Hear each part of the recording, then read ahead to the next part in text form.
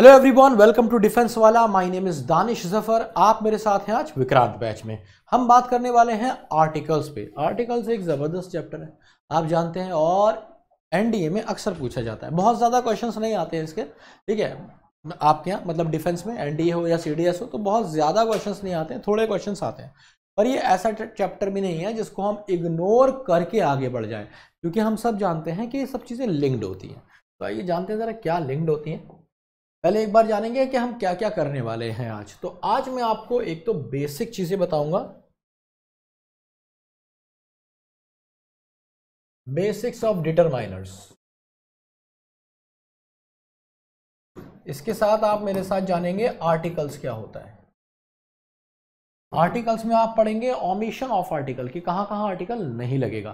साथ ही साथ आप पढ़ेंगे यूज ऑफ डेफिनेट आर्टिकल कि कहां कहां आप दा लगाएंगे, और यूज ऑफ इनडेफिनेट आर्टिकल कहां कहां, मतलब types of articles. Articles, types of articles, उनकी एप्लीकेशंस, ये सारी चीजें आप जानेंगे। Application and questions. तो basics of determiners, articles, types of articles, applications, उसके एप्लीकेशन मतलब यूसेजेस और क्वेश्चंस कैसे उस पे आते हैं, और लास्ट और इंपॉर्टेंट चीज वोकैबुलरी, जो मैं आपको हर क्लास में भर भर के करा रहा हूं, भर भर कर करा रहा हूं। ठीक है, तो भर भर कर करा रहा हूं, ये आपके पास है। तो आज आप यहां से ये सब कुछ सीखने वाले हैं। तो आइए चलते हैं और फटाफट बात करते हैं आज के चैप्टर के बारे में। तो भाई सबसे पहले मैं आपसे जानना चाहता हूं कि आर्टिकल होते क्या हैं, और उससे ही पहले एक बात बताऊंगा आपको कि डिटरमाइनर्स क्या होते हैं। डिटरमाइनर्स जानते हैं आप? डिटरमाइनर क्या होते हैं? They basically determine a noun और अ प्रोनाउन। ये किसी नाउन को या प्रोनाउन के बारे में कुछ भी बताते हैं। डिटरमाइनर क्या होते हैं? नाउन या प्रोनाउन के बारे में बेसिकली कुछ बताते हैं। जैसे कि कोई भी नाउन है, आपने लिखा बुक, कोई भी नाउन सोचिए, आपने लिखा चेयर, आपने लिखा किंग, है ना, या कोई भी आपने ये कोई भी नाउन लिखा। अब आपको क्या करना है, इसके बारे में कुछ भी बताना है। जैसे आपने कहा ब्लैक बुक,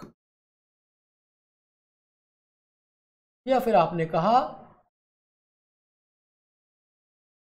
माई चेयर, या फिर आपने कहा द किंग, ठीक है, या फिर आपने कहा फ्यू गर्ल्स। तो अगर आप गौर फरमाएंगे तो ये सारे के सारे नाउन है, ये सारे के सारे कौन है? नाउन है, नाउन है, नाउन है, नाउन है। तो इनके बारे में कुछ भी अगर इनसे पहले लगा हुआ है जो इनके बारे में कुछ बता रहा है तो वो डिटरमाइनर होता है। तो बेसिकली डिटरमाइनर एक तरह का एडजेक्टिव होता है। लेकिन अगर वो सीधे तो ये तो देखिए एडजेक्टिव हो गया सीधा, ये तो आपको पता ही है ब्लैक। लेकिन बाकी तीनों जो है ये डिटरमाइनर जैसे हैं। तो डिटरमाइनर में बेसिकली दो चीजें आ जाती हैं। एक तो आर्टिकल्स सारे के सारे ना, जिसे आप कहते हैं हमारे पास ए एंड द, ये आप बोलते हैं ना, अभी हम इसके बारे में भी बात करेंगे। तो हमारे पास आर्टिकल्स आ जाते हैं, आर्टिकल्स आ जाते हैं, साथ ही साथ हमारे पास आ जाते हैं इसमें पजेसिव एडजेक्टिव्स। तो पजेसिव एडजेक्टिव्स हम कर चुके हैं, जान लीजिए एक तरह के डिटरमाइनर होते हैं। हमेशा इनको नाउन चाहिए होता है, मैंने पहले भी बताया था। एक बार आपको ये बात और पता चल गई। आर्टिकल्स पे अभी हम बात करेंगे। तो ये दो चीजें बेसिकली आती हैं, और साथ में जो नॉर्मल एडजेक्टिव्स होते हैं। तो ये तीन चीजें मिलके आपकी बनाती हैं क्या? डिटरमाइनर। अब इनमें से अगर आप देखेंगे, ये मैं आपको पढ़ा चुका हूं, एडजेक्टिव की क्लास आपकी आगे होगी। अभी हम बात करेंगे आर्टिकल पे। Article, so what is an article, है ना, why do we need an article? तो बेसिकली आर्टिकल क्या होता है? Article is a word that defines or refer to a noun. ये किसी नाउन को रेफर करता है, नाउन के बारे में कुछ भी बताता है ना। तो आर्टिकल से पहले एक चीज और होती है, बिल्कुल ही बेसिक पे जाते हैं। मैंने आपको बताया था कि हमारे पास इंग्लिश में होते हैं 1 अल्फाबेट। हाँ जी, 26 अल्फाबेट नहीं होते, 1 अल्फाबेट होता है। अल्फाबेट होती है वर्णमाला, जिसमें होते हैं 26 अक्षर। तो ये वर्णमाला एक ही है ना, जिसको आप अल्फाबेट्स कहते हैं। वो 26 लेटर्स है, समझे, एक अल्फाबेट 26 लेटर्स, और ये 26 लेटर्स मिलके निकालते हैं 44 साउंड्स। तुम कह रहे हो क्या बता रहे हो सर, ये 44 साउंड? हाँ भाई, जिसमें से कॉन्सोनेंट होते हैं 24 और 20 होते हैं वॉयल।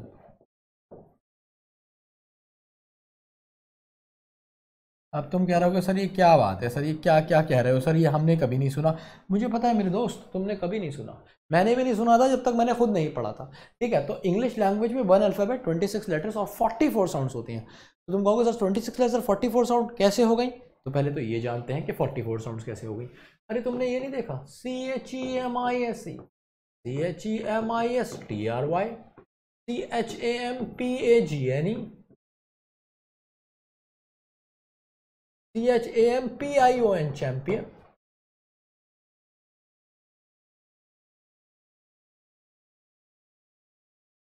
ठीक है, अब जरा सोचिए ये मैंने क्या किया है, इन सारे वर्ड्स के अलग अलग प्रोनाउंसिएशन देखिए। तो जब मैंने कहा ये वाला चैंपियन तो चा साउंड आ गई भैया, शैंपेन शा साउंड आ गई, ठीक है, केमिस्ट्री का साउंड आ गई, और ये क्या है, chemise. Chemise is an undergarment of a girl, like we have vest, जैसे लड़के क्या पहनते हैं, बनियान पहनते हैं ना, तो लड़कियों की जो बनियान होती है उसे शैमिस या शिमाइज या शमीज जिसे आप उर्दू में बोलते हैं, दैट इज शैमिस। तो ये एक इंग्लिश वर्ड है शैमिस, तो ये भी शाह साउंड। तो कभी ये CH दे रहा है शाह साउंड, कभी ये दे रहा है का साउंड, कभी ये दे रहा है शाह साउंड, कभी दे रहा है चा साउंड। इस चक्कर में मैं एक बार पिट भी चुका हूँ, पता है, मैं क्लास 2nd में था, मुझे पता नहीं था। हमारे यहाँ एक नई टीचर आई थी, उनका नाम था मिसेस चोपड़ा, उनका नाम था मिसेस चोपड़ा। खतरनाक टीचर थी, और मतलब सीनियर क्लासेस को पढ़ाती थी वो, और बस हमारे यहाँ बस आ गई थी वो 2nd क्लास में किसी दिन। अब मैंने सोचा CH से तो मैं केमिस्ट्री जानता था, मैंने अपनी बहन की किताब देखी थी बड़ी वाली की, उस पर केमिस्ट्री लिखा होता CH से, तो मैं सोचता था CH केमिस्ट्री होता है CH, और उसने मुझे बताया CH का होता है केमिस्ट्री केमिकल, पता नहीं है तुम्हें? मैंने कहा अच्छा, तो मैंने सोचा जी तो CH का होता है तो कोपड़ा हो गया, मिसेस कोपड़ा। मैं सोच रहा कि कोपड़ा मैम है, कोपड़ा मैम है, कोपड़ा मैम है। अब मैंने बोल भी दिया मॉनिटर से, मैंने कहा कोपड़ा मैम का पीरियड है ना, और पता है वो मुझसे क्या बोली, वही समझ में नहीं आया हाँ क्यों कह रही हो, और उसने ऐसे ही जाके मैम को बोल दिया। अब फिर तुम्हें पता है क्या होगा, मैम ने मुझे बुला लिया और मैम ने मुझे सूद दिया। ठीक है, तो बड़ा सिंपल था, मैम ने मुझे क्यों सूद दिया, क्योंकि मैंने गलत साउंड निकाली थी भाई, साउंड होती थी चोपड़ा और मैंने कर दिया कोपड़ा, तो पिटने वाली हरकत तो करी तो पिटते ही, सीधी सी बात है। पर कोई बात नहीं, टीचर मारते थे ना पहले ज़माने में, ऐसी गलत इंटेंशन से नहीं मारते थे, सिखाने के लिए मारते थे, कोई मुझे शिकायत नहीं है चोपड़ा मैम से। ठीक है, तो अब हम आगे आ गए भाई, और ये हमें बात समझ में आ गई। तो इस तरीके से हमने जाना। अब देखो SURE श्योर भी होता है, SUGAR शुगर भी होता है, दोनों में शाह साउंड है ना, शाह, अरे शाही तो है बड़ा वाला शाह। बट अगर तुम कह दोगे सबमिट तो SU सा साउंड निकाल लेगा। अब क्या कर दोगे भाई तुम, है ना, तो दो वर्ड मिलके कुछ अलग साउंड भी निकाल सकते हैं, इसलिए हमारे पास 24 कॉन्सोनेंट साउंड होती हैं, ता खा गा वाली। इसके बाद आती है वॉयल साउंड। अब तुम कहोगे सर ये वॉयल क्या कह रहे हो, वॉविल सुना है हमने तो वॉविल, भाई वॉविल नहीं होता है, ठीक है, बहुत जनरली लोग बोलते हैं तो वॉविल भी बोल देते हैं, but the word the correct and the right word is vial. तो वॉयल क्या होता है, वॉयल हमारे यहाँ जो हिंदी में मात्राएं होती है ना, छोटा आ बड़ा आ, छोटी ई बड़ी ई, छोटा ऊ बड़े ऊ, तो इसी तरीके से अंग्रेजी की जो मात्राएं होती हैं जो किसी भी शब्द को कंप्लीट करने में काम आती हैं, स्वर निकालती हैं, तो उसको हम बोलते हैं vowels. And we have 20 vowels, 20 vowels, 24 consonants, सब मिला के 44 sounds in English language.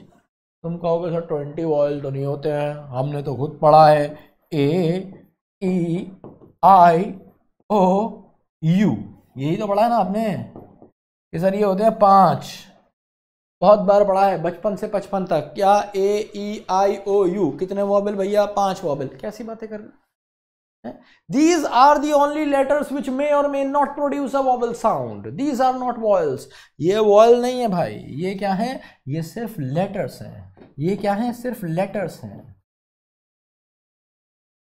Which may या फिर may not produce a vowel sound। नहीं समझे मेरी बात? तुम करोगे ये क्या बात हुई सर कि ये लेटर्स हैं, कभी प्रोड्यूस करेंगे कभी नहीं। आओ दिखाता हूं तुम्हें। भाई देखो कुछ वर्ड लिख रहा हूं, जरा ध्यान से देखना। Unicorn, umbrella, egg, European, LLB, MA, MLA, FO काफी है। आओ जरा इनके आगे वॉयल लगाते हैं, सॉरी आर्टिकल लगाते हैं।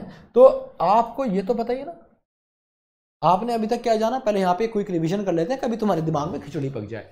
मैंने तुम्हें बताया कि आर्टिकल एक तरह का डिटरमाइनर होता है जो किसी नाउन को रेफर करता है, किसी नाउन के बारे में कुछ बताता है, रेफर करता है या उसे पॉइंट करता है ना, ये काम होता है आर्टिकल का। फिर मैंने तुम्हें बताया कि भाई हमारे पास आर्टिकल को समझने के लिए हमें पहले अल्फ़ाबेट समझना पड़ेगा। हमारे पास एक वर्णमाला होती है जिसके अंदर होते हैं 26 अक्षर, और ये 26 अक्षर मिलके 44 साउंड निकालते हैं, जिसमें से 20 वॉयल साउंड्स होती हैं और 24 कॉन्सोनेंट साउंड्स होती हैं। मैंने आपको एक एग्जाम्पल भी दिया कि किस तरीके से, 2 एग्जाम्पल दिए, एक SU का और एक CH का, कि हम मल्टीपल साउंड्स देख सकते हैं इस तरीके से। फिर मैं अब आपको क्या बताना चाह रहा हूँ कि भाई आर्टिकल होते कितने हैं। तो आप कहेंगे सर 3 आर्टिकल होते हैं, ए एन दा, और मैं कहूंगा नहीं मेरे दोस्त, आर्टिकल होते हैं 4, ए एन दा दी, ए एन दा दी। ये कंफ्यूजन रहता है ना, दा है या दी है, तो बड़ी अच्छी बात है। तो ये इनके बारे में बात करेंगे और इनके बारे में। वैसे तो सिर्फ 2 तरह के आर्टिकल होते हैं। एक तरह के आर्टिकल को हम कहते हैं डेफिनेट आर्टिकल, ये वाले डेफिनेट है, और एक तरह के आर्टिकल को हम कहते हैं इनडेफिनेट आर्टिकल। ठीक है, सो ए और एन इनडेफिनेट है, द और दी डेफिनेट है। अब तुम कहोगे सर डिफरेंस क्या है द और दी में? डिफरेंस यही है भाई कि जहां पे भी तुम कहोगे दी, जहां पे भी तुम कहोगे दी, तो वो एन वाला काम करता है, वॉयल साउंड के साथ कहते हैं, है ना। और ए और एन किसके साथ काम करते हैं? कॉन्सोनेंट साउंड के साथ। नहीं समझे? क्या कहते हो तुम? द रॉक, द ग्रेट खाली, द ग्रेट खाली, क्योंकि द ग्रेट क्या है? कॉन्सोनेंट साउंड नहीं है, ग्रेट वॉयल साउंड नहीं है, कॉन्सोनेंट साउंड है। ऐसे ही जब आपने कहा द रॉक, तो आर जो साउंड है वो कॉन्सोनेंट साउंड है, आपने द रॉक बोला। लेकिन जब आप यूएसए बोलते हैं तो क्या बोलते हैं हम? The United States of America, sorry wrestler की बात हो रही थी, हाँ। पर जब आप बोलते हैं दी अंडरटेकर, आप कभी भी सुनेंगे वो कभी द अंडरटेकर नहीं बोलता, दी अंडरटेकर। दी अंडरटेकर क्यों? अंडरटेकर आ साउंड आ गई है, वॉयल साउंड है, तो वॉयल साउंड में आप क्या करेंगे? हमेशा एन का इस्तेमाल करेंगे या फिर दी का इस्तेमाल करेंगे। ठीक, जैसे आपने कहा दी आउल सिटिंग देयर, वो जो उल्लू वहां बैठा है, तो आप एन आउल नहीं बोलेंगे, आप स्पेसिफिक कर रहे हैं। आप एन आउल बोल सकते हैं या दी आउल बोल सकते हैं, द आउल नहीं बोल सकते। तो ये सिर्फ बोलने वाली चीज़ है, इसलिए लोग ध्यान भी नहीं देते। आधे से ज़्यादा लोग गलत अंग्रेजी बोलते हैं, इसलिए ध्यान नहीं देते। बस आप याद रखिए दा और दी दोनों होता है, दी कॉन्सोनेंट, दा कॉन्सोनेंट के साथ और दी वॉयल साउंड के साथ। अब हम बढ़ जाते हैं आगे, और मैंने आपके आगे कुछ वर्ड लिखे हैं, तो अब आप इनकी साउंड को मद्देनजर रखते हुए जल्द से जल्द इसके साथ आर्टिकल लगा देंगे। तो जैसे आपने लिखा यूनिकॉर्न, तो आप क्या लिखेंगे? एन यूनिकॉर्न, क्योंकि वॉयल है। एन अम्ब्रेला वॉयल है, एन एग वॉयल है, एन यूरोपियन वॉयल है ना, एन ए।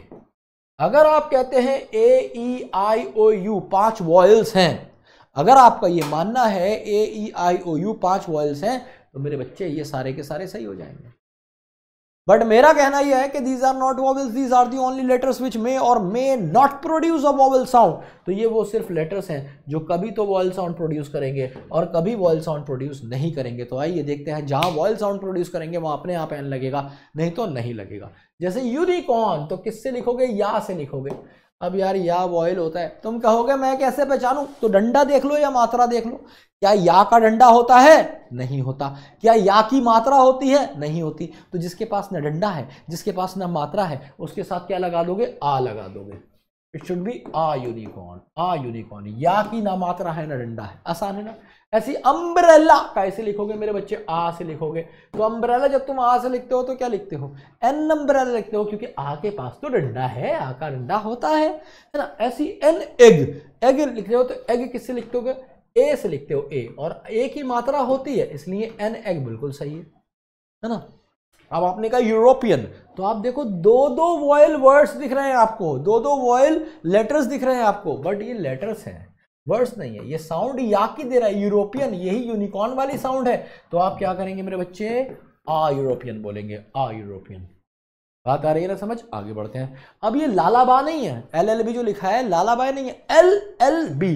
तो हिंदी में लिखोगे तो कैसे लिखोगे? एल एल तो एल क्या हो जाएगा, NLLB हो जाएगा। ऐसी MA भी किससे लिखोगे, A से लिखोगे। My sister is an MA तो NMA, my uncle is an MLA तो NMLA, ठीक है। और NFO फॉरेस्ट ऑफिसर है ना, या फिर कुछ भी, फॉरेस्ट ऑफिसर, फॉरेन ऑफिसर, कुछ भी आपको कहना है, NFO बोलेंगे आप।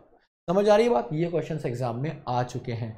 NLB लिखा है बच्चा, A लगा के आ रहा है, तो ध्यान रखिएगा। क्लियर हो गई होगी उम्मीद है ये बात आपको, कि आपको हमेशा साउंड देखनी है। अगर आप समझ नहीं पा रहे हैं कि वॉयल साउंड है या नहीं है, तो आप उसको हिंदी में लिखने की कोशिश करिए, एकदम क्लियर हो जाएगा। जैसे आर, तो ये हावर तो होता नहीं है, हावर नहीं पढ़ते आप इसे, आप क्या पढ़ते हैं, NR। सो N क्या है मेरे बच्चे, N है आर्टिकल। उम्मीद है क्लियर हो गया होगा। अब हम बढ़ते हैं आगे और बात करते हैं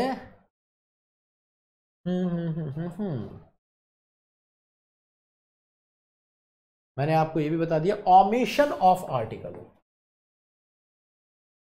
ओमिशन ऑफ आर्टिकल, अब ये क्या बात हुई भाई, ओमिशन ऑफ आर्टिकल का मतलब है कहां कहां आर्टिकल नहीं लगेगा। अभी हम किस चीज पे बात करेंगे पहले, कि कहां कहां आर्टिकल नहीं लगेगा। ये बात की बात है कि कहां पे लगेगा, पहले ये तो देख लो कहां कहां नहीं लगेगा। कितनी बार ऐसा होता है हम आर्टिकल लगाए पड़े पर आर्टिकल वहां आना ही नहीं था। आइए देखते हैं ऐसे कौन कौन से केस। तो याद रखिए, कभी भी आप बात करते हैं किसी प्रॉपर नाउन की या फिर किसी भी नाउन की, प्रॉपर नाउन, एब्स्ट्रैक्ट नाउन की बात करेंगे, कॉमन नाउन की बात करेंगे, या फिर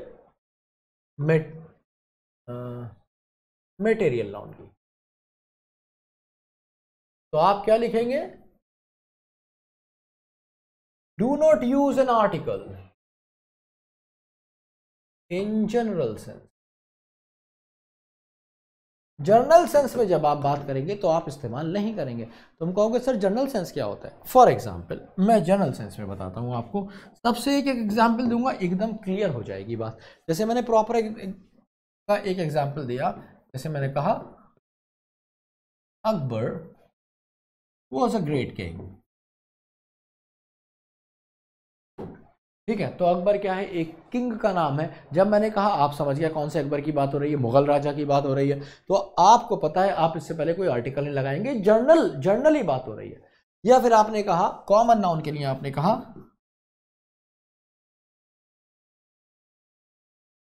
man is a social animal. अरे भैया, तो किसकी बात कर रहे हो, तुमने कहा man is a social animal. Man कौन है, किस मैन की बात कर रहे हो, सब की बात कर रहे हो, जनरल सेंस में बात कर रहे हो, मैं भी, तुम भी, सारे लोग। Man is a social animal, तो ये एक जनरल बात हो रही है, और इसलिए आपने क्या किया, आपने दावा कुछ नहीं लगाया, सीधे man is a social animal. या फिर आपने एब्स्ट्रैक्ट नाउन की बात करी है। एब्स्ट्रैक्ट नाउन कौन से होते हैं, बताया था नाउन की क्लास में। कोई भी एग्जाम्पल ले लेते हैं, जैसे आपने कहा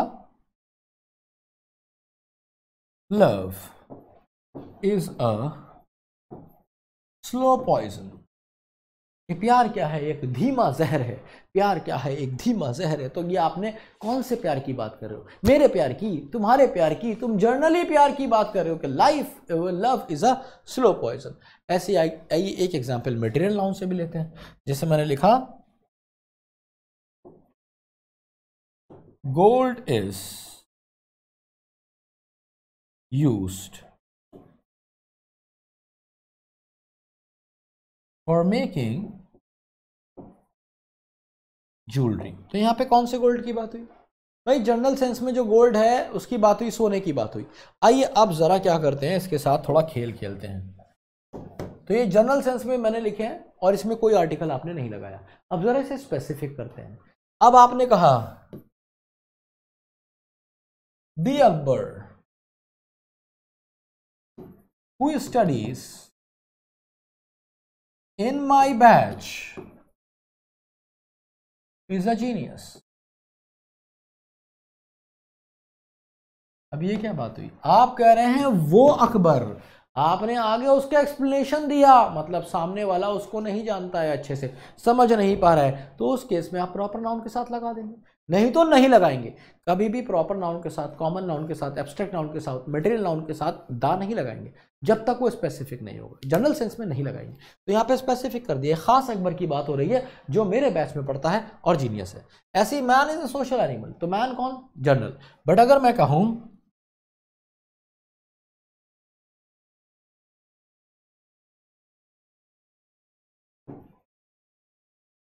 एक आदमी वहां सो रहा था, a man was sleeping there, now you are talking about a certain man, एक सर्टेन आदमी की बात कर रहे हो जो वहां पे सो रहा था, इसको तुमने देखा, तुमने कहा मैं वहां नहीं गया, मैन वॉज स्लीपिंग देयर, कोई आदमी सो रहा था, तो कोई को तुम्हें कहीं ना कहीं क्या कर दिया, सर्टेन कर दिया, है ना। आ मैन मतलब कोई आदमी सो रहा था वहां पर, मुझे नहीं पता कौन था वो, तो सर्टेन कर दिया।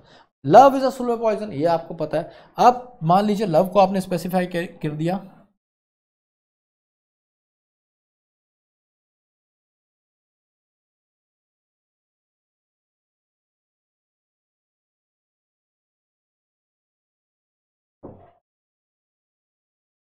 नफरत है मुझे उस प्यार से जो तुम दिखाते हो, यही कह रहा है सेंटेंस।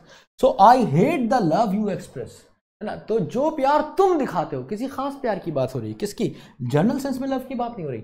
आई हेट कौन सा प्यार, द लव यू एक्सप्रेस, हर प्यार से नफरत नहीं है, वो जो तू दिखाती है और कहती है कि नहीं नहीं नहीं मैं तुमसे ही प्यार करती हूँ और फिर कहीं और भाग जाती है, तो आई हेट द लव, वो वाला लव, है ना। यू एक्सप्रेस, जो तुम एक्सप्रेस करते हो। ना gold is use for making jewellery, कौन सा गोल्ड, जनरल गोल्ड, अफ्रीका से खरीदो, सऊदी अरेबिया से खरीदो, कहीं से खरीदो, है ना। Gold is use for making jewellery. अब अगर आपको इसको करना है specific, the gold you gifted me was forge, forge का मतलब है जाली था, जो सोने की अंगूठी तुमने मुझसे दी घुटने पे बैठ के और मुझसे कहा ये मेरे प्यार की निशानी है, जाली निशानी दी है तूने, पीतल की अंगूठी कह के सोने की पनाह दी है ना, तो सोने की कह के पीतल की पनाह दी है। तो द गोल्ड यू गिफ्टेड, कौन सा गोल्ड, वो गोल्ड जो तूने मुझे गिफ्ट किया था।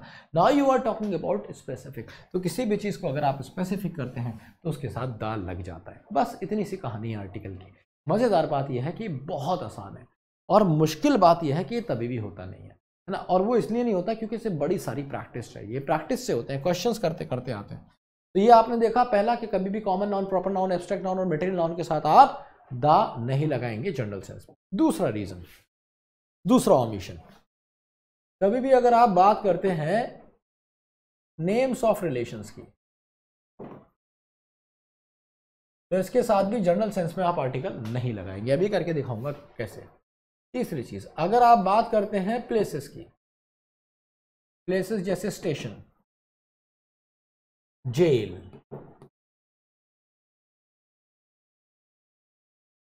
या किसी कंट्री का नाम है, सिटी का नाम है, वैसे तो ये कॉमन नाउन प्रॉपर नाउन में आ जाते हैं, फिर भी मैं अलग से लिख देता हूँ, जेल, सिटी, कंट्री, स्टेशन, है ना। या फिर आपने लिख दिया स्कूल, कॉलेज, कोर्ट, हॉस्पिटल, इन सारों के साथ आप इनसे पहले इनके बाद आर्टिकल नहीं लगाते हैं। तो ये हो गया तीन। चौथे नंबर की बात क्या है, names of relations, names of places, proper noun,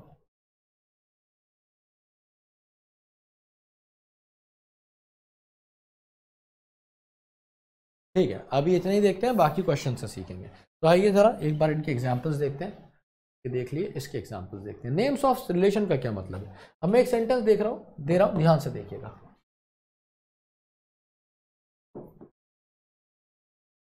father is a banker provided by nature, तो हम क्या कह रहे हैं कि फादर हमारे पास एक नेचुरल बैंकर है जो हमें भगवान की तरफ से मिले हैं। तो किसके पापा की बात हो रही है, अरे सबके पापा की बात हो रही है, सबके पापा अपने बच्चे पे पैसा लगाते हैं, तो सबके पापा की बात हो रही है। तो आपने क्या किया, फादर के साथ एस और यस नहीं लगाया। बट जैसे ही तुम इसको स्पेसिफिक करोगे, जैसे तुमने कहा he is the father of economics, तो आपने इकोनॉमिक्स के फादर की, इकोनॉमिक्स के पापा की बात करी है, स्पेसिफिक कर दिया, द लगा दिया। जैसे आप कहेंगे अंकल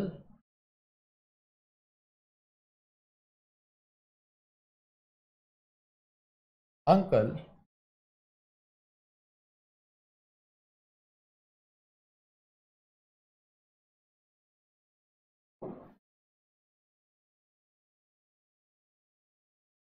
is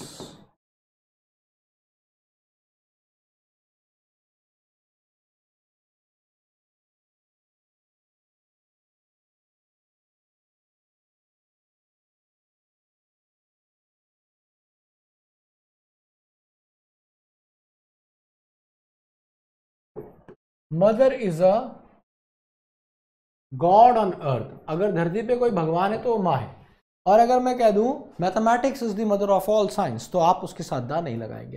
तो जब आप स्पेसिफिक फादर की बात करते हैं, स्पेसिफिक मदर की, स्पेसिफिक अंकल की, स्पेसिफिक आंटी की, तो आप दा लगा देते हैं, नहीं तो नहीं लगाते हैं। आइए अब बात करते हैं स्टेशन जेल की। तो देखिए ये सारी चीजें जब यूज होंगी प्राइमरी पर्पस के लिए, प्राइमरी पर्पस, तो आप इनके साथ दा नहीं लगाएंगे। और जब ये यूज होगी सेकेंडरी पर्पस, जब ये यूज होंगी सेकेंडरी पर्पस के लिए, तो आप इनके साथ दा चिपका देंगे। नहीं समझे? जैसे मैंने कहा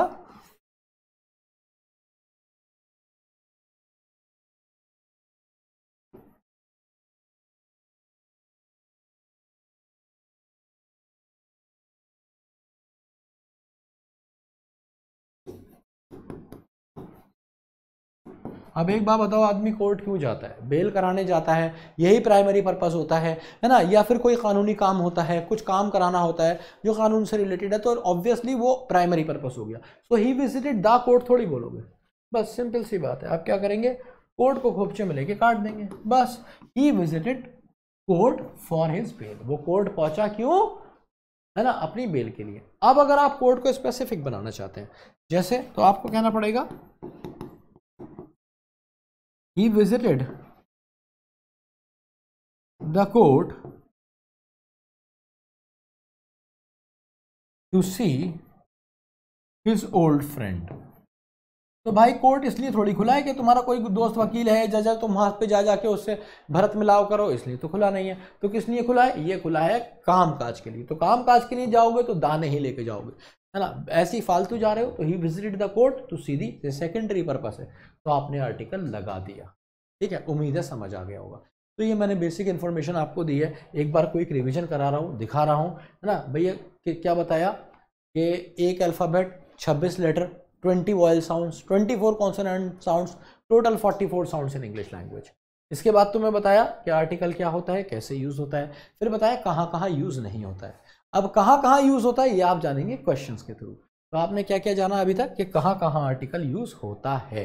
अब क्वेश्चंस के थ्रू हम जानेंगे कि कहाँ कहाँ आर्टिकल यूज नहीं होता। चलो, तो पहला क्वेश्चन आपके प्यार में, हर क्वेश्चन को करने के लिए मैं आपको दूंगा 10 सेकंड का समय, आप ताकि वीडियो को पॉज करके दोबारा चला सकें।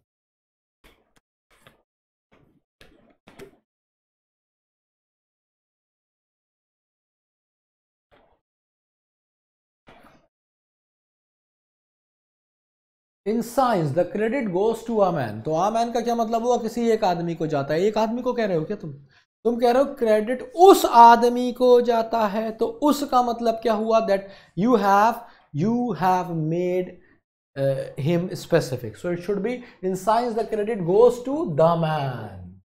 किस आदमी को जाता है? उस आदमी को जाता है हु कन्वेंसेस, जो कन्वेंस करता है दुनिया को, ना कि उस आदमी को जाता है जिसने सबसे पहले आइडिया दिया होता है। तो अगर आप कन्विंस कर पाएंगे तभी आपको क्रेडिट जाएगा।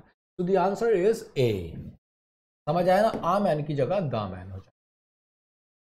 ये करते करते आएंगे भाई, क्वेश्चंस ऐसे नहीं बनेंगे, ये डिफिकल्ट क्वेश्चंस हैं, प्रैक्टिस करना पड़ेगी।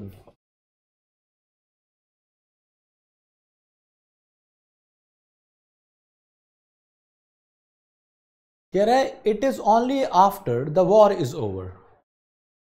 सिर्फ वॉर होने के, ओवर होने के बाद पता चला दैट विलेजर्स रियलाइज। कौन से विलेजर्स? जनरल सेंस में कौन से विलेजर्स की बात कर रहे हो? हर विलेजर की बात कर रहे हो क्या? नहीं, उन लोगों की जिन पे वॉर हो रही थी। Only after the war is over that the villagers, जो गांव वाले थे उस एरिया के, उन्होंने रियलाइज किया कि वो कितनी बुरी हो सकती है। So the answer is A, B, C is the correct answer. तो प्रॉब्लम क्या है? आप बात कर रहे हैं द विलेजर्स, स्पेसिफिक विलेजर्स की। इस तरह के एरर आपको एग्जाम में देखने को मिलते हैं, इसीलिए मैंने कहा ये कैसे आएंगे, ये करते करते आएंगे। Question number 3। अब आइए थोड़ी सी बात करते हैं कि हम दा कहां कहां लगाते हैं।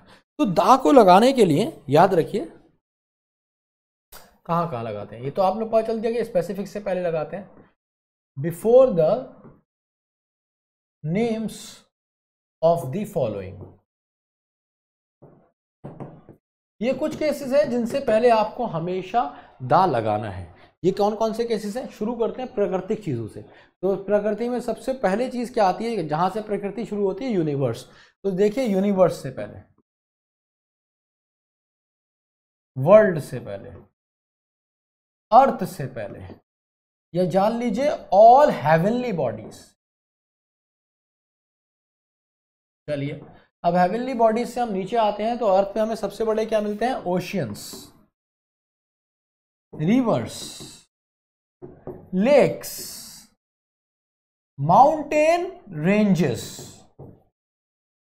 माउंटेन रेंजेस से पहले भी आप दा लगाते हैं, जैसे कि the Alps, the Himalayas, the Rockies, है ना, या फिर आपने कहा द अरावली हिल्स। तो ये माउंटेन रेंज है, ये पर्वत श्रृंखला नहीं है, ये क्या है,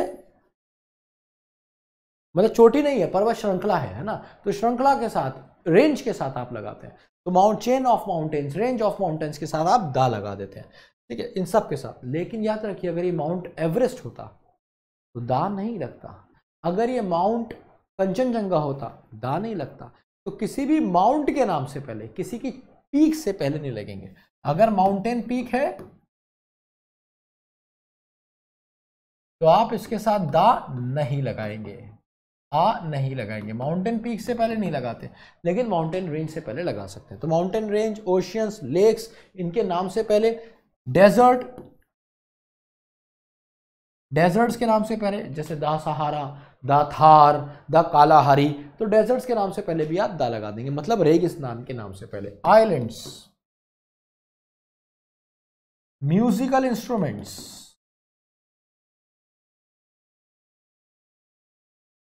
पॉलिटिकल पार्टीज, इन सब के नाम से पहले आप दा लगाएंगे। आइलैंड्स के नाम से पहले, म्यूजिकल पार्टीज के नाम से, म्यूजिकल इंस्ट्रूमेंट्स के नाम से पहले, और पॉलिटिकल पार्टीज के नाम से पहले। साथ ही साथ रेलवे ट्रेन्स के नाम से पहले,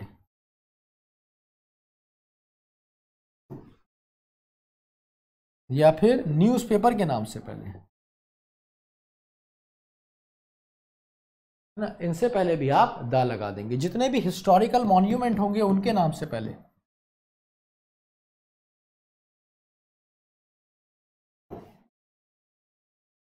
या फिर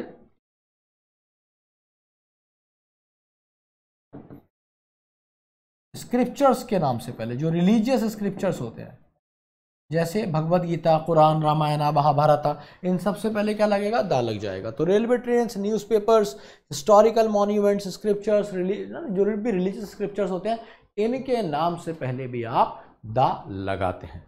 इसके अलावा वो सारे नाम जो शॉर्ट फॉर्म में लिखे जाते हैं, जैसे UNO, जैसे WHO, चाहे वो किसी कंट्री का नाम क्यों ना हो, RSA, Republic of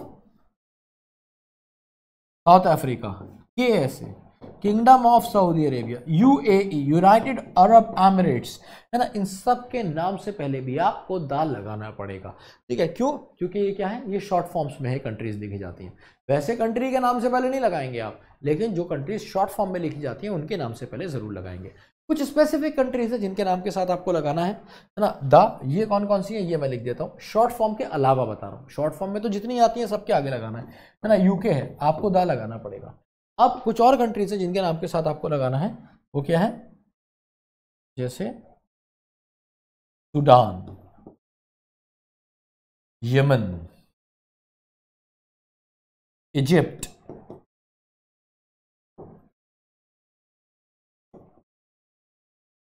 Philippines,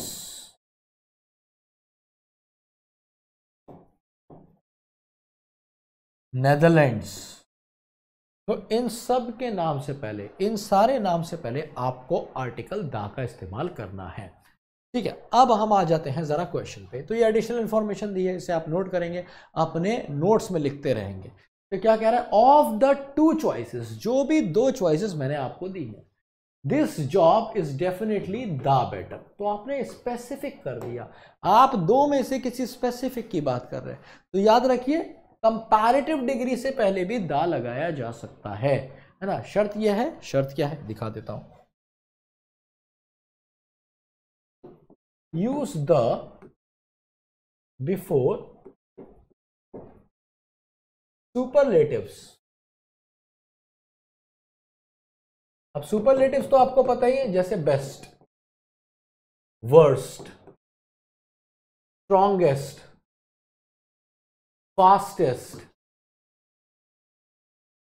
slowest, strongest, fastest, slowest, best, worst, ये सारे के सारे क्या है, ये सारे के सारे सुपरलेटिव्स हैं। तो जो 3 डिग्री होती है एडजेक्टिव की, पॉजिटिव, कंपैरेटिव एंड सुपरलेटिव्स, तो जितनी सुपरलेटिव्स हैं उनके से पहले आप द लगाते हैं। अब कंपैरेटिव्स के साथ भी आप लगा सकते हैं, use the before comparatives.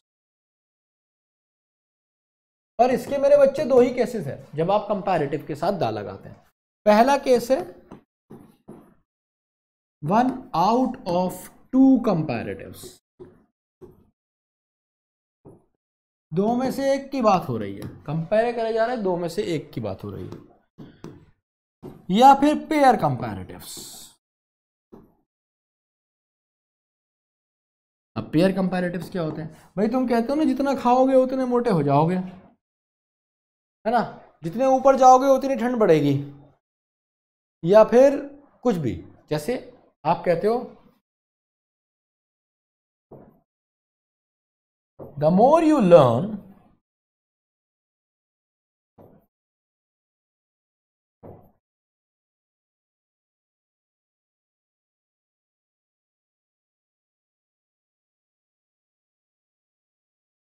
The better you are. क्या मतलब हुआ, जितना ज्यादा तुम सीखते हो उतने बेहतर तुम होते जाते हो। तो देखो मोर से पहले भी द आया और बेटर से पहले भी द आया, कंपेयर कर रहे हो, है ना। ये तुमने कहा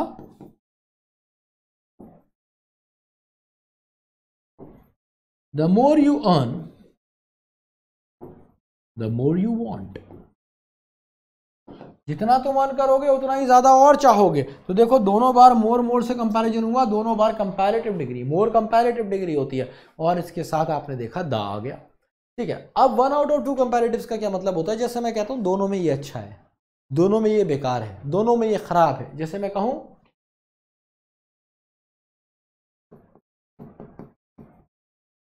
दिशा is the better of the 2 girls. ठीक है, Disha is the better of the 2 girls. तो 2 लड़कियों में कौन बेहतर है, दिशा बेटर है ना।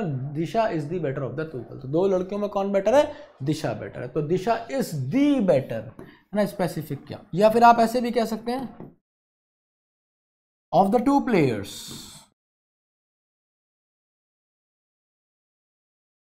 कोहली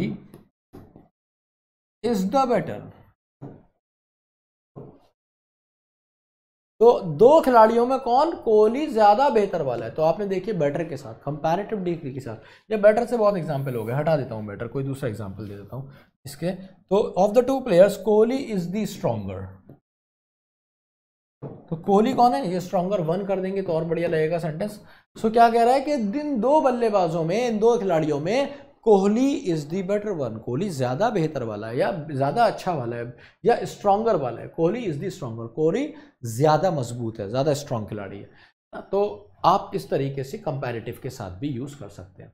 अब जरा आप क्वेश्चन पे आएंगे तो आपको और अच्छा लगेगा। ऑफ द 2 चॉइसेस, तो देखिए ये बिल्कुल सही है, this is definitely the better, इसलिए लगाया क्योंकि 1 out of 2 कंपैरेटिव से। ये वाला केस है, ये वाला 1 out of 2 कंपैरेटिव्स। उम्मीद है ये आपको समझ में आ गया होगा। तो देखिए 3-4 क्वेश्चन में आपको कितने सारे कॉन्सेप्ट मिल गए हैं। अब हम चल रहे हैं क्वेश्चन नंबर 4 पे। 10 सेकंड का टाइम है आपके पास, बनाइए क्वेश्चन।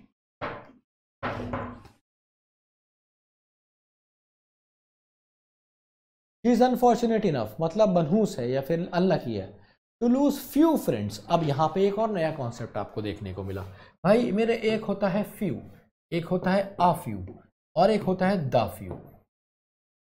तीनों के अलग अलग मीनिंग होते हैं। few का मतलब होता है ऑलमोस्ट नथिंग,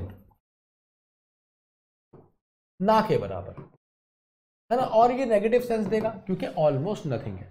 ये बात मैं आपको बहुत ही ज्यादा गहराई से पढ़ाऊंगा एडजेक्टिव्स की क्लास में।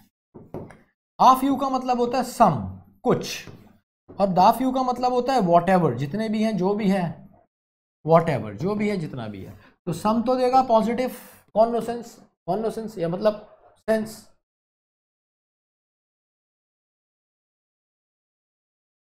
और ये पॉजिटिव नेगेटिव दोनों देगा। ये बात आप ज़्यादा ध्यान ना दें इस पर, ये मैं आर्टिकल में नहीं पढ़ाता हूँ, ये मैं आर्टिकल का पार्ट नहीं है, कभी कभी आर्टिकल में आ जाता है, मेन पार्ट ये एडजेक्टिव का है ना। तो उस पर ज़्यादा ध्यान नहीं दें, क्वेश्चन पे ध्यान दें, इस क्वेश्चन पे भी ज़्यादा ध्यान नहीं दें, क्योंकि आर्टिकल के बाद एडजेक्टिव में रिपीट हो जाएगा। फिर भी मैं बता देता हूँ, she is unfortunate enough to lose a few friends. A का मतलब हो जाएगा सम, तो उसने कुछ फ्रेंड्स लूज करे हैं ना। शी मेड, या फिर आप बोलेंगे दा, ओहो स्पेसिफिक हो गया ना, दा फ्यू फ्रेंड्स, जो भी उसने बनाए थे ड्यूरिंग द मुंबई, तो वॉट एवर मतलब जो भी थे, जब means the few chocolates I have ना, जो भी थोड़ी बहुत चॉकलेट मेरे पास थी, आर ईटन बाय देम, वो इनके द्वारा खा ली गई हैं। तो वॉट एवर वाला सेंस देता है, जो भी, जितना भी, तो it should be the few friends. Answer is B. So she is unfortunate enough कि वो बड़ी अनलकी है to lose the few friends, जो भी जितनी फ्रेंड्स हैं जो उसने बनाए मुंबई में। B is the correct answer. Question number 5,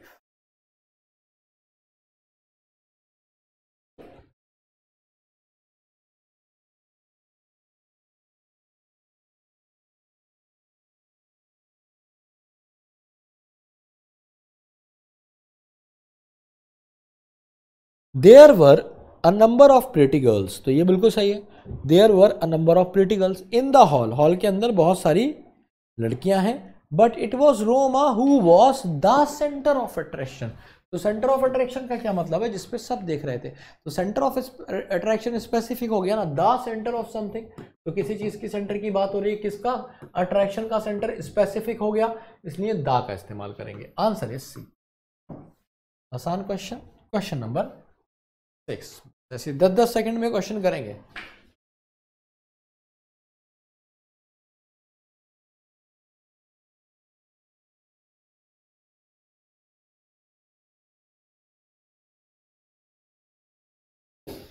अब याद रखिए कुछ वर्ड्स होते हैं जिनके साथ आपको द लगाना पड़ता है, जैसे नेक्स्ट, जैसे फॉलोइंग, जैसे फाइनल, कहते हैं ना it is the final call. तो इन कुछ वर्ड्स के साथ आप दा लगा सकते हैं और इस ठीक है। सो आई हैव बीन इन्फॉर्म्ड, मुझे इन्फॉर्म किया गया है कि जो डॉक्टर महाजन है वो विजिट करेंगे दिल्ली दी फॉलोइंग मंथ, अगले महीने। अब कौन सा, दी फॉलोइंग, जो आने वाला है, तो ये स्पेसिफिक भी हो जाता है, इसलिए इसमें जाएगा मेरे बच्चे no error, D is the correct answer. अगर आपने कुछ और लगाया है तो आपका गलत हो गया है। क्वेश्चन नंबर 7 पे आएंगे हम, और आप 10 के बाद अपना स्कोर जरूर चेक करिएगा।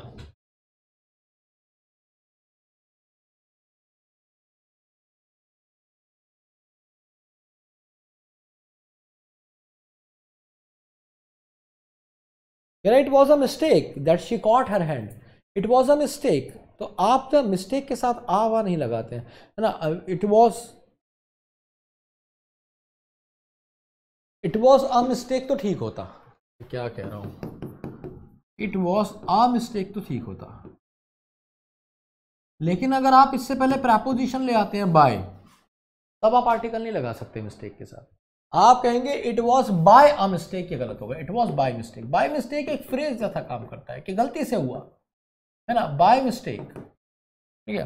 तो ये फ्रेज की तरह काम करता है और उस केसेस में हम आर्टिकल नहीं लगाते, तो it was by mistake, answer is ए। लेकिन अगर इट वॉज अ मिस्टेक कहते, इससे पहले प्रपोजिशन नहीं होती, तो ये सेंटेंस ठीक होता। आंसर इज ए।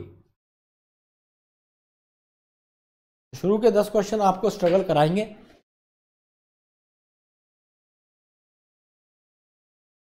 बाकी सब सही बनने लगेंगे।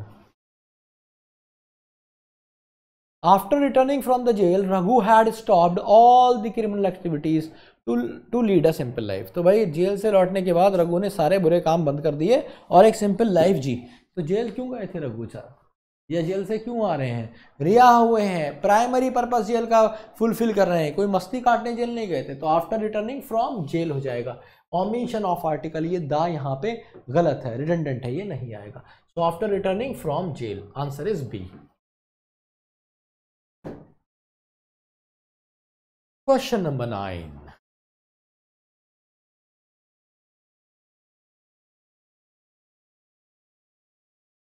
he is in bad mood as he could not clear the exam, he is in bad mood। तो मैंने बताया अगर बाय लग जाता तो अलग बात थी, he is in by bad mood तो एक अलग चीज थी, he is in a bad mood आपको कहना पड़ेगा, he is in a bad mood, वो एक बुरे मूड में है, he is in a bad mood, आने की जरूरत है, ठीक है। तो आंसर हो जाएगा ए, नहीं सॉरी, आंसर हो जाएगा यहां तक तो ठीक है ना, बी आंसर होगा, बी। प्रॉब्लम यहां है, आ बैड मूड होना चाहिए, आ बैड मूड, है ना। अब देखो मैं आपको एक बात बताता हूं कि इंग्लिश सीखने के लिए एक चीज़ और भी ज़रूरी है, इंग्लिश में सब कुछ ना तुम पढ़ के और ग्रामर से नहीं सीख सकते हो, और ये हर एक चीज़ में है ना, कुछ भी आप पढ़ के नहीं सीख सकते हैं। तो कुछ चैप्टर्स ऐसे हैं जो आप पढ़कर सीख लेंगे, जैसे क्वेश्चन टैग है, आप पढ़ लेंगे, आपको दोबारा पढ़ने की ज़रूरत नहीं है, आ जाएगा, बहुत ज़्यादा प्रैक्टिस की ज़रूरत भी नहीं है। लेकिन फिर चैप्टर्स आते हैं हमारे पास जैसे आर्टिकल्स, जैसे प्रेपोजिशंस, पढ़ने का बहुत ज़्यादा नहीं है इसमें, it is all about practice and understanding. तो जब आपको प्रैक्टिस हो जाएगी, आप चीज़ें समझने लगेंगे तो ये आसान हो जाएगा। तो आंसर हो जाएगा इसमें बी, आ बैड मूड। क्वेश्चन नंबर 10, और इसके बाद आप अपना स्कोर जरूर देखिए।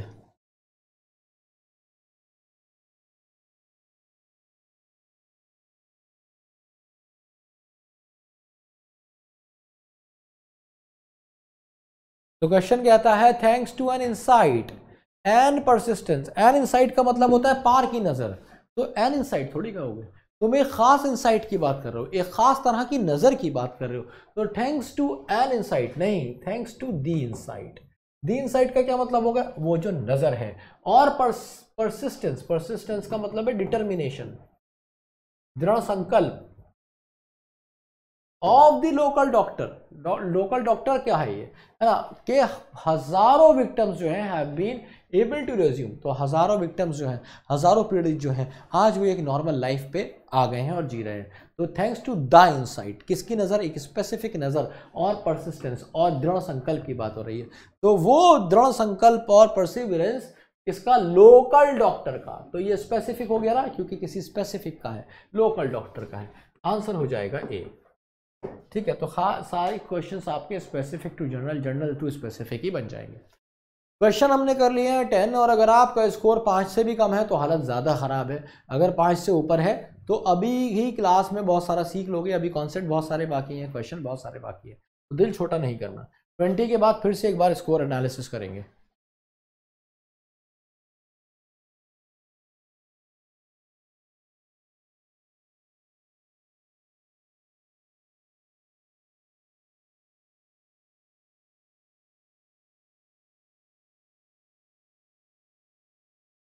क्या कह रहा है, the Ganges is for north India. तो गैंजेस क्या होता है, जो गंगा है ना, गंगा को हम इंग्लिश में गैंजेस लिखते हैं, ये गंगा ही है।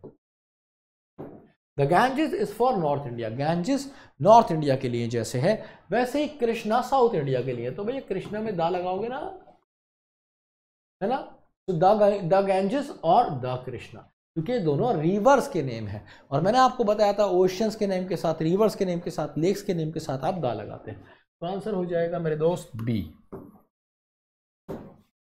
ये तो निपटा दिया होगा क्वेश्चन। अब क्वेश्चंस तुम्हें आसान लगेंगे, अब 20 तक थोड़े आसान लगेंगे, हमेशा ही ऐसे होता है ना तुम्हारे साथ।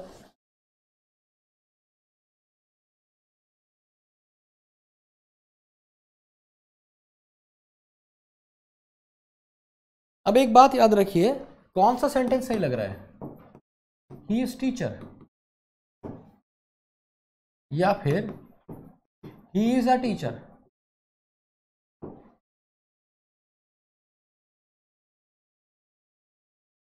You have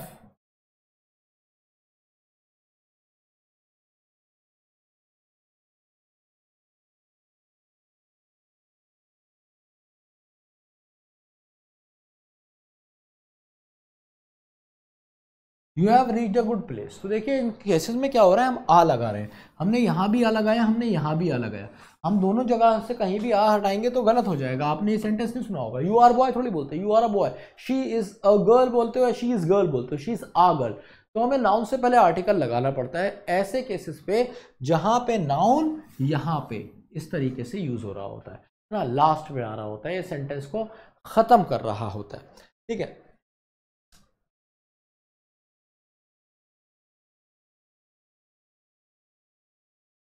इसे ग्रामर में हम नाउन कॉम्प्लीमेंट कहते हैं। नाउन कॉम्प्लीमेंट का मतलब है कि ये कॉम्प्लीमेंट दे रहा है ना, बता रहा है कि ही कौन है, टीचर है।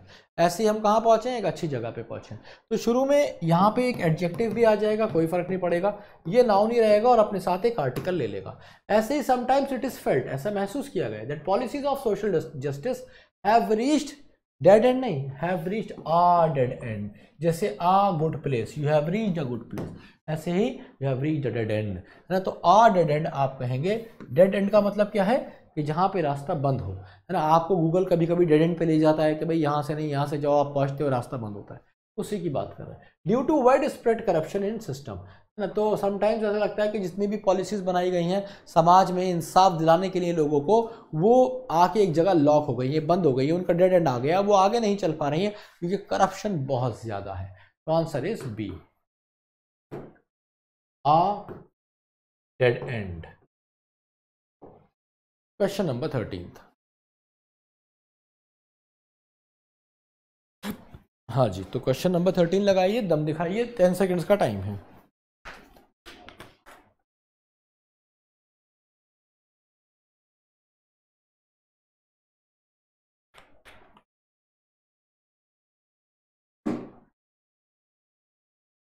He boasts of having a good knowledge, कहते हैं ना, he has a very good knowledge, he has a very good knowledge। तो ये भी सारी चीजें आपको रीड करके आती है मेरे बच्चों। इसका कोई रूल नहीं है, कोई स्पेसिफिक रूल नहीं है, बस नाउन कॉम्प्लीमेंट की तरह यूज हुआ है, इतना आप याद रख सकते हैं। He boast of having a good knowledge, तो यहाँ पे नाउन आया तो आप आ गुड नॉलेज, अच्छी जानकारी है इसे, A is the correct answer. ठीक है, ऑफ मैथमेटिक्स, बस everybody knows how good he is, लेकिन हर कोई जानता है कि कितना अच्छा है ये। Answer is 13। Question number 14।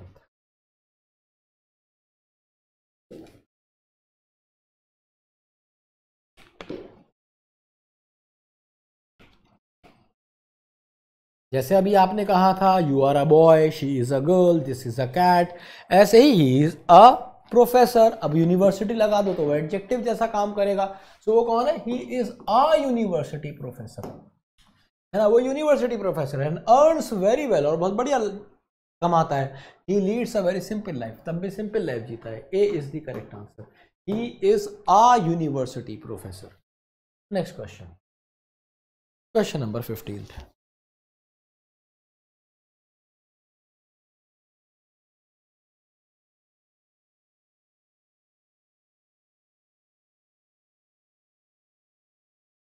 कह रहा है टीचिंग्स ऑफ कॉन्फिक्यूअस। कॉन्फिक्यूअस एक फिलोसोफर का नाम है, ठीक है। तो उसने आगे बताया भी कौन Confucius, the ancient Chinese philosopher, Chinese philosopher था। तो कौन सी, हर टीचिंग की बात हो रही है, टीचिंग्स ऑफ कॉन्फिक्यूअस। कॉन्फिक्यूअस की जो टीचिंग थी, तो स्पेसिफिक टीचिंग हो गई तो द लगा दो। तो आपको क्या कहना पड़ेगा, द टीचिंग्स ऑफ कॉन्फिक्यूअस, है ना। जैसे मैं कहूं दी पोएम्स ऑफ शेक्सपियर, तो आपने दी लगाया, द लगाया, द पोएम्स, ऐसी द टीचिंग्स, ऐसी आप क्या कहेंगे,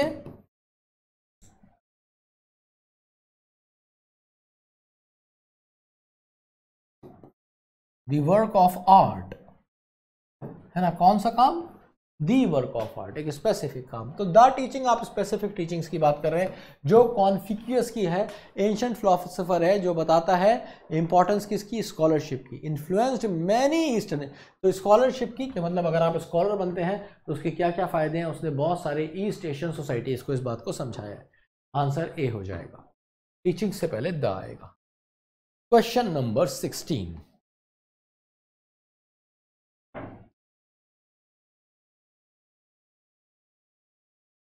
He found himself in a trouble। अब देखो फिर वही चक्कर हो गया, फिर वही चक्कर हो गया, प्रेपोजिशन आ गई।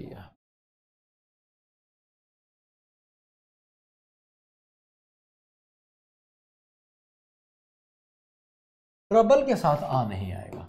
अगर आप इसे ऐसे लिखेंगे, he has a trouble, यही इज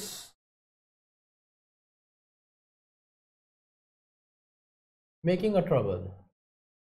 तो ट्रबल के साथ आप अवॉइड करेंगे आ का यूज करना, है ना। हम सीधे बोलते हैं do you have a trouble, तब तो ठीक है जब आप, लेकिन जैसे यहाँ पे आर्टिकल आएगा, जैसे वहां पे बाय आया था, तो आप यूज नहीं करेंगे।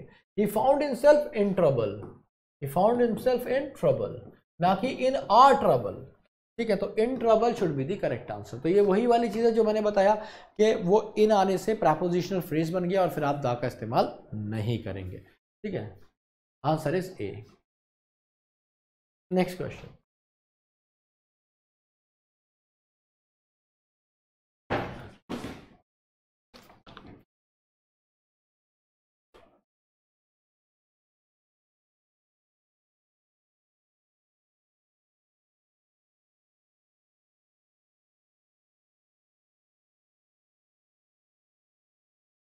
इन conclusion it may be safely assured, कह रहा है अगर आप कंक्लूजन निकालें, कंक्लूजन देखें सारी चीज का, तो क्या कहा जाएगा, it may be safely assured, ये बात पक्की बता दी जाएगी। द पोएट प्रीचेस, ये जो पोएट है ये सिखा रहा है, प्रीचेस मतलब teaches,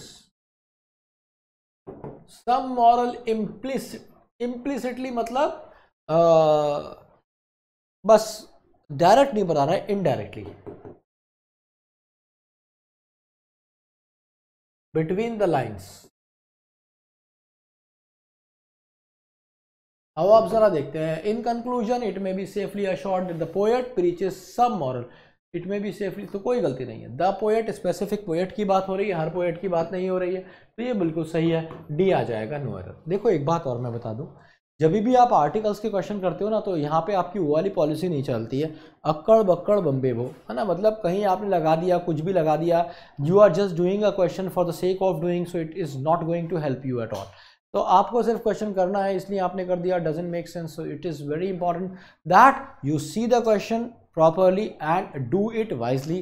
First you need to understand the sense behind it, the connotation behind it, and then then you have to answer it. So it's very simple, the answer is D, क्योंकि कोई गलती नहीं है, poet के साथ दा सही लगा है। क्वेश्चन नंबर 18th,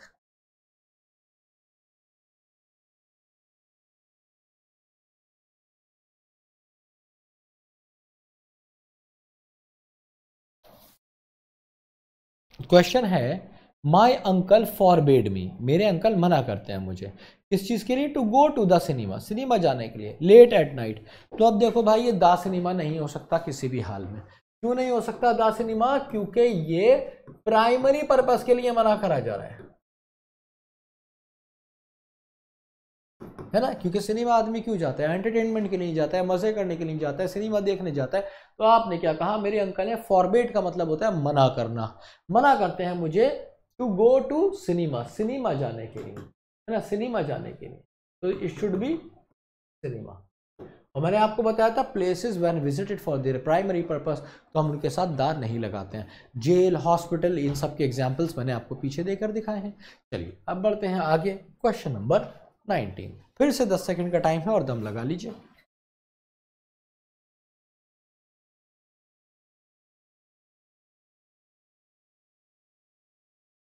अरे ये क्वेश्चन तो मैंने आज ही कराया बोर्ड पे, अभी इसी से समझाया तुम्हें। मैंने बताया था ना, हावर नहीं होता, हावर, अगर ये हावर होता तो हम बोलते हैं इन आ हावर, पर ये हावर नहीं है, ये है आर। तो इन एन आर, और साउंड है आर। तो आंसर इज ए। 1 घंटे के समय में, when he had finished the work, जब वो अपना काम कर चुका था, ही गॉट अप, वो उठा, एंड स्लिप्ड आउट साइलेंटली, और चुपचाप निकल गया। आंसर इज ए। और की बात हो रही है क्या। Question number 20। और याद रखिए, इस क्वेश्चन के बाद आप अपना स्कोर एक बार टैली करेंगे कि आपने क्या स्कोर किया है आउट ऑफ 20, है ना। फिर मैं आपको बताऊंगा कि कितना स्कोर आपका बेसिकली आना चाहिए था।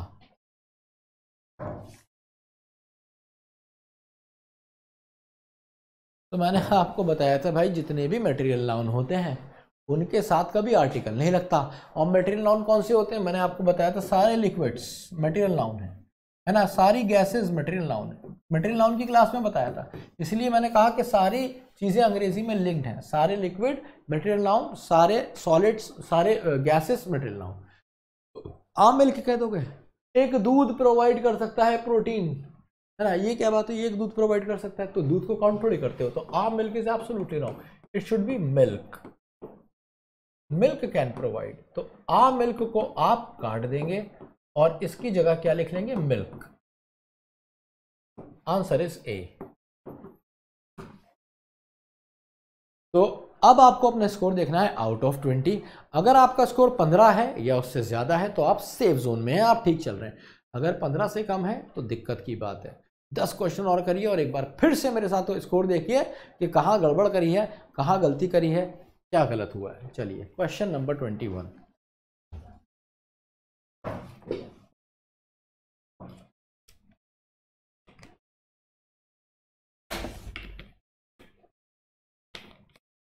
अभी आपको मैंने एक क्वेश्चन पढ़ाया था और वो क्वेश्चन क्या था कि भाई फ्यू का इस्तेमाल कहाँ होता है, आ फ्यू का इस्तेमाल कहाँ होता है और दा फ्यू का इस्तेमाल कहाँ होता है। तो अब बस उसी क्वेश्चन को आप लिटिल से समझ लीजिए। जैसे आ फ्यू था वैसे ही आ लिटिल है, जैसे दा फ्यू था वैसे ही दा लिटिल है। तो भाई देखो लिटिल का इस्तेमाल होता है ये बताने के लिए कि ऑलमोस्ट नथिंग, और आ लिटिल का इस्तेमाल होता है ये बताने के लिए कि सम, और दा का इस्तेमाल होता है वॉट एवर बताने के लिए। तुम कहोगे सर ये तो बिल्कुल सेम हो गया, यही तो आपने फ्यू में बताया था, यही यहाँ बता दिया, तो मुझे पता कैसे चलेगा कहाँ मैं फ्यू लगा दूं, कहाँ मैं लिटिल लगा दूं। आओ जरा एक बार दिखाता हूँ, कहाँ गया फ्यू लिटिल, ये देखो। तो यही बताया था, फ्यू का मतलब ऑलमोस्ट नथिंग, आ फ्यू का मतलब सम, और दा फ्यू का मतलब वॉट एवर। एग्जैक्टली सेम है, जो मैंने सेंस बताए ये सारे सेंस भी सेम है। तो अब बात क्या है, मुद्दे की बात क्या है, आओ मुद्दे की बात पे आते हैं। तो डिफरेंस जानते हैं लिटिल और फ्यू में, इतना छोटा सा डिफरेंस है ना, तुम भी कहोगे अरे सर कैसी बात कर रहे हो। सो भाई फ्यू का इस्तेमाल होता था हमेशा काउंट नाउन के लिए, इसका इस्तेमाल होगा हमेशा नॉन काउंट नाउन के लिए। वो सारे नाउन जिनको आप गिनते नहीं है उनके साथ लिटिल लगा देते हैं, और वो सारे नाउन जिनको आप गिनते हैं, कहाँ गया मेरा few,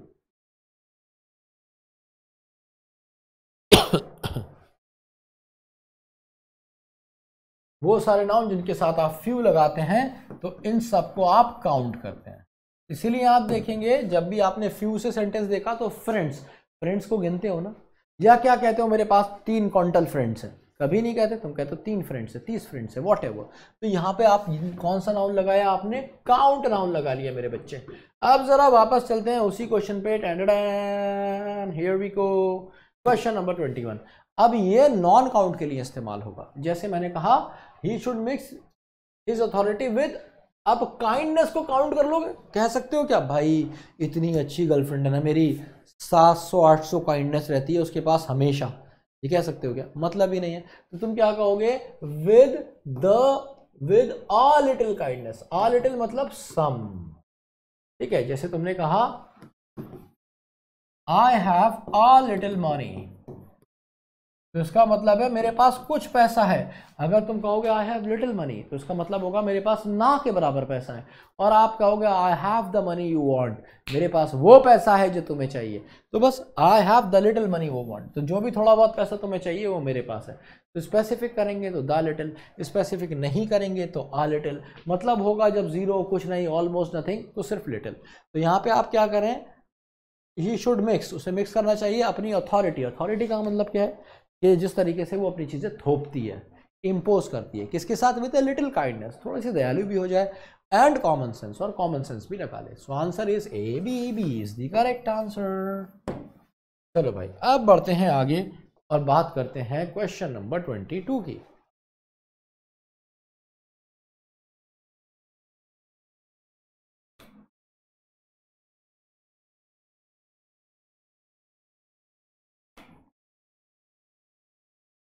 The priest read Bible and blessed all the people present in the church. So the priest read, अब मैंने आपको बताया था जितने भी होली स्क्रिप्चर्स होते हैं, धार्मिक ग्रंथ होते हैं, उन सब से पहले आप द लगाते हैं।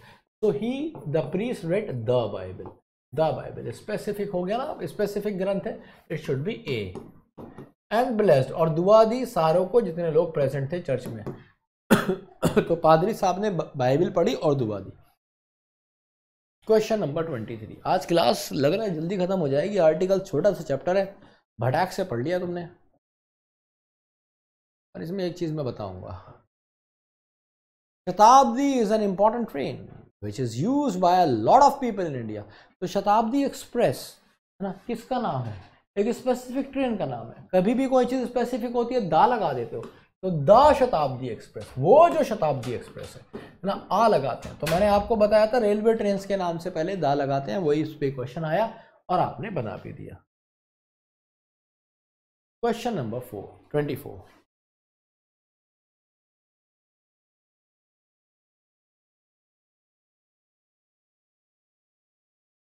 क्वेश्चन नंबर 24 कहता है आई माई सेल्फ वेंट, मैं खुद गया था फाइनलाइज करने के लिए द डील, डील को फाइनलाइज करने के लिए। तो स्पेसिफिक डील की बात हो रही है, वो कह रहा है मैं खुद गया था, है ना। हर डील की बात तो नहीं हो रही, हर डील करने ये कोई नहीं जाता, जनरल सेंस में डील की बात नहीं हो रही है, तो सेंटेंस में जाएगा no error, D is the correct answer. हाँ, अब एक चीज मैं और बता देता हूं आपको, आगे उसका यूज आपको देखने को मिलेगा। Uses of indefinite article. तुम कहोगे सर डेफिनेट के तो बता दो, क्यों भाई बताए नहीं है क्या? जो ऐसे कहोगे, आओ जरा पेज दिखा देते हैं, याददाश्त अगर कमजोर है तो याद आ जाएगा। ये देखो, ये मैंने बताया था कि भैया देखो दा इस तरीके से यूज होता है बहुत सारी जगहों पे, और भी बहुत सारे पेजेस पे अलग अलग क्वेश्चंस जब आए तो मैंने आपको बताया कि दा का इस्तेमाल कैसे होने वाला है। तो आइए अब चलते हैं आ के इस्तेमाल पे। तो भाई देखो आ का इस्तेमाल कैसे कैसे होगा, आओ एक बार देखते हैं। आ गया, तो देखिए आ का जो इस्तेमाल होगा ना, वो कभी तो सर्टेन वाला सेंस देगा,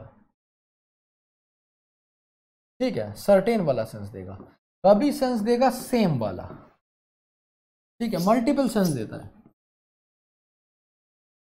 कभी सेंस देगा एवरी या पर वाला,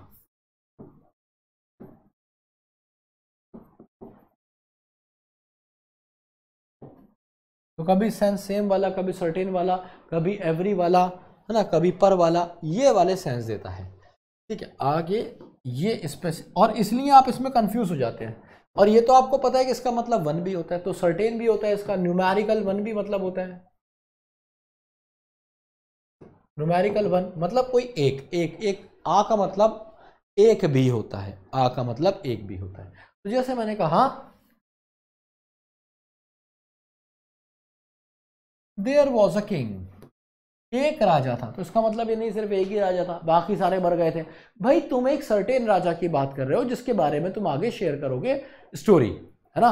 इसीलिए once upon a time there was a village, एक गांव था, तो एक सर्टेन गांव की बात कर रहे हो जिसके बारे में आगे स्टोरी रिवील होगी, तो आप इस तरीके से यूज करते हैं, देयर वाज अ किंग, है ना। आगे आपने कहा the king had a gold teeth, उसका एक दांत जो था ना, अ गोल्ड टूथ, उसका एक दांत जो था ना सोने का था। तो आ गोल्ड क्यों बोला तुमने? आप टूथ की बात कर रहे हैं, एक दांत की बात कर रहे हैं, आपका मतलब न्यूमेरिकल वन है, सारे दांत नहीं थे, कोई स्पेसिफिक दांत नहीं था, एक ही दांत था। The king had a gold tooth, तो आपने क्या बोल दिया? Numerical one. तो जब आप, जैसे आपने कहा she has a pimple on her face, उसके गाल पे या उसकी नाक पे, यहाँ पे she has a pimple on her face, उसकी नाक पे पिंपल निकला है, she looks like a female rhino, और वो गेंडी लगती है, तो आपने क्या कहा कि उसकी नाक पे यहाँ पर पिंपल निकला है। तो ये क्या बात हो गई? There was a king and, मतलब वही बात हो गई कि एक बात कर रहे हैं, एक पिंपल, ऐसे ही एक गोल्ड टूथ। सेम का जब आप सेंस कहते हैं, जैसे मैंने कहा both of you look alike, तुम दोनों एक जैसे लगते हो। आ लाइक का मतलब क्या है? सेम। या फिर मैंने कहा birds of a feather flock together, मतलब चोर चोर मौसेरे भाई। बर्ड्स ऑफ अ फेदर का मतलब है ऐसी चिड़िया जिनके एक जैसे पर होते हैं। तो आ का मतलब आ रहा है सेम, ऐसी चिड़िया जिनके एक जैसे पर होते हैं साथ में उड़ती हैं। मतलब वो दो लोग जो एक मिजाज के होते हैं वो साथ में रहते हैं। जैसे झूठा झूठे से शादी करता है, सच्चा सच्चे से शादी करता है, तो झूठे झूठे साथ रहते हैं, सच्चे सच्चे साथ रहते हैं। ठीक है, तो ये क्या मतलब है, birds of a feather flock together. अच्छा, एवरी अपर वाला सेंस भी देते हैं। जैसे मैंने कहा he earns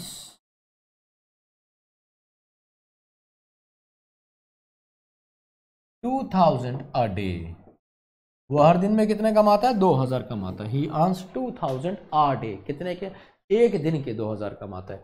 तो बच्चा आंसर क्या हो जाएगा, आंसर हो जाएगा, इसमें तो नो एरर था, डी लगाया था हमने। ये एक अलग से कॉन्सेप्ट समझाया। एवरी पर वाला सेंस भी देता है। तो यहाँ पे आ डे का क्या मतलब है, पर डे। ठीक है, तो एवरी कई तो याद रखिए ये जो आ होता है इसका मतलब सिर्फ वन नहीं होता, कभी इसका मतलब वन होता है। जैसे यहाँ पे आया, आप यहाँ पे रिप्लेस कर दो वन, कोई दिक्कत है क्या, the cold had a one. अब देयर वाज वन किंग यहाँ नहीं लिख सकते, अजीब लगे, देयर वाज वन किंग है ना, तो देयर वाज आ किंग ही बोलना पड़ेगा सर्टेन। ऐसे ही यहाँ पे both of you look one like नहीं बोलोगे, अलाइक ही कहना पड़ेगा। बर्ड्स ऑफ वन फेदर नहीं बोलोगे, सेम कहना पड़ेगा। तो आप यहाँ पे वन नहीं कह सकते, सेम चल जाएगा। ऐसे ही यहाँ पे भी सेम चल जाएगा, you both of you look same like, या यहाँ पे ही अर्न्स 2000 पर डे भी कह सकते हो, एवरी डे भी कह सकते हो, और आर डी भी कह सकते हो। तो ये एक इंपॉर्टेंट इन्फॉर्मेशन थी जो मैंने आपको दी है। अब हम आएंगे क्वेश्चन नंबर 25 पे। 10 सेकंड का टाइम है, दम लगाइए और आंसर बताइए।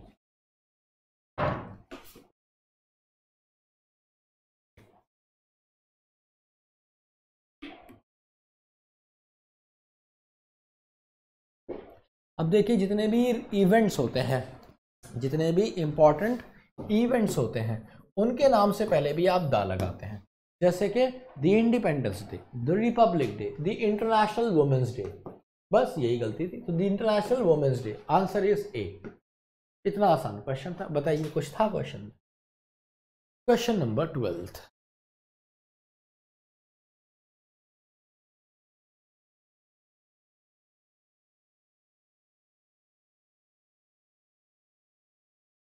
अब याद रखिए, जितने भी हमारे पास दो तरह के नंबर होते हैं, एक होते हैं कार्डिनल नंबर, एक होते हैं ऑर्डिनल नंबर।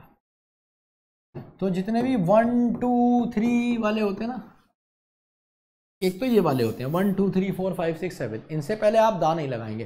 पर जो फर्स्ट ये वाले होते हैं ना, फर्स्ट सेकंड, या ये वाले ऐसे थर्ड फोर्थ, या जो भी ये जितने भी होते हैं ना, इनसे पहले आप दा लगाते हैं हमेशा। So the fifth and final, तो शुड बी फिफ्थ से पहले आप दा लगाएंगे, द। अगर ये 5 होता तो आप नहीं लगाते। सो द फिफ्थ, जो फिफ्थ और फाइनल एक्ट था मैकबेथ का, कंटेन्स स्लीप वॉकिंग सीन। कौन सा सीन है जिसमें कोई स्लीप में चल रहा है, तो answer is A, the fifth and final act, answer is A. Clear है ना, तो the fifth and final, specific की भी बात हो रही है, ये भी वजह है कि हमने दा लगाया है। Question number 27।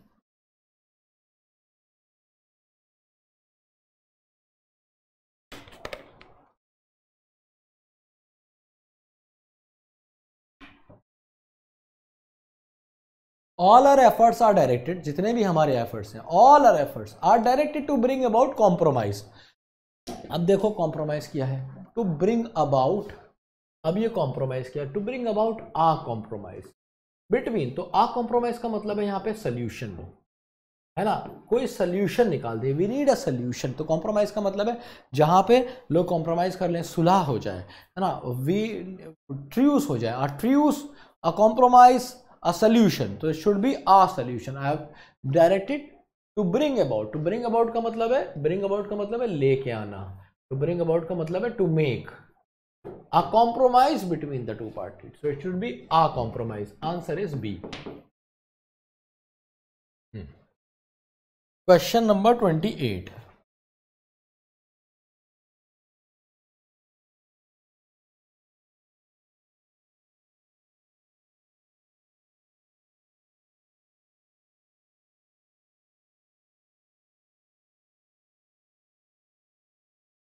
भाई आपके पास 5 6 7 8 हार्ट्स हैं क्या? एक ही हार्ट है, उसी की बात हो रही है।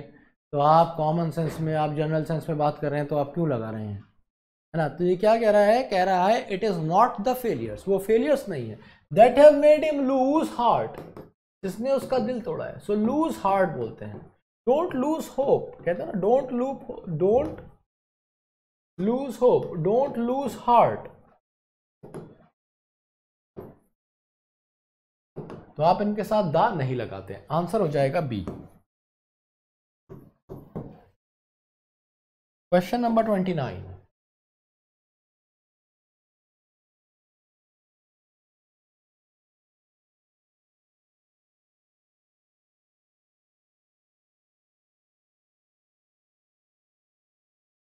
कह रहा है the most happy marriage would be, जो सबसे ज्यादा हैप्पी मैरिज होगी वो क्या होगी, वुड बी द यूनियन। एक स्पेसिफिक यूनियन की बात हो गई, ये जनरल सेंस में यूनियन की बात हुई है, एक स्पेसिफिक यूनियन की बात हुई है ना, एक खास यूनियन की बात हुई है, जो किसकी है, a deaf man to a blind woman. तो कह रहा है कि जो सबसे बढ़िया रिलेशनशिप किसी का चलता है ना मैरिज के बाद, वो तभी चलता है जब आदमी बहरा हो और लड़की अंधी हो, ठीक है। तो इट्स जस्ट अ जोक। तो दी यूनियन ऑफ अ, किसका यूनियन हो, अ डेफ मैन, ऐसा आदमी, इसको फर्क ना पड़े, पलट के ना बोले, एंड अ ब्लाइंड वुमन, और ऐसी औरत जो कि अंधी हो, देख ना रही हो, हस्बैंड कुछ भी करता रहे, ठीक है। तो आंसर इज सी। ऐसा होता नहीं है।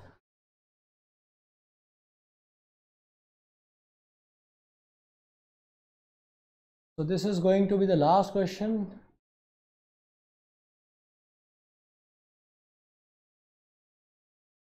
According to a study in Japan, according to a study, Japanese are the most engaged people in social networking sites. तो सबसे ज्यादा एंगेज सोशल नेटवर्किंग साइट पे जापानीज ही रहते हैं, ये बात कह रहा है। किसके according, according to a study, the Japanese आपको कहना पड़ेगा, दी जापानीज। तुम कहोगे क्यों, तो देखो यहाँ पे एक नया कॉन्सेप्ट हम समझते हैं। जहां भी तुम्हें देखे Japanese, Chinese, English, French, German, Spanish, और ऐसे और भी बहुत सारे नाम होते हैं। अब तुम्हें पता है ये कंट्री का नाम भी है, और तुम्हें एक बात पता है ये लैंग्वेज का नाम भी है। तो हमें कैसे पता चलेगा कि कब ये कंट्री है और कब ये लैंग्वेज है, मतलब कंट्री कह रहा हूं कि कब ये कभी ये लैंग्वेज है और कब ये नेशनैलिटी है। तो ये नेशनैलिटी का नाम भी है और कंट्री का नाम भी और लैंग्वेज का नाम भी है। तो कैसे पता चलेगा कि कब ये नेशनैलिटी है और कब ये लैंग्वेज है। तो याद रखिए, अगर आप इससे पहले दा लगा देते हैं, अगर आप कहते हैं the Japanese, the Chinese, the English, the French, the German, ऐसा अगर आप कुछ भी कहते हैं, तो ये क्या बन जाएगा, अभी ये बन गया है आपका नेशनैलिटी। इसका मतलब क्या हुआ, द स्पेनिश मतलब people of Spain, the Japanese people of Japan, the Chinese people of China, the English people of England. लेकिन अगर आप सिर्फ ये कहें इंग्लिश, जापानीज, चाइनीज, फ्रेंच, है ना, सिर्फ अगर आप इतना कहें, तो या जान लीजिए ये है लैंग्वेज। अब जरा बताओ, यहाँ पे लैंग्वेज की बात हो रही है, सोचो और बताओ, ये नेशनैलिटी की। तो according to as the Japanese, तो द जापानीज का मतलब क्या होगा, जापानी लोग। तो नेशनैलिटी की बात हो रही है, नेशनैलिटी की बात हो रही है। क्लियर है, चलिए, तो आंसर हो जाएगा ए।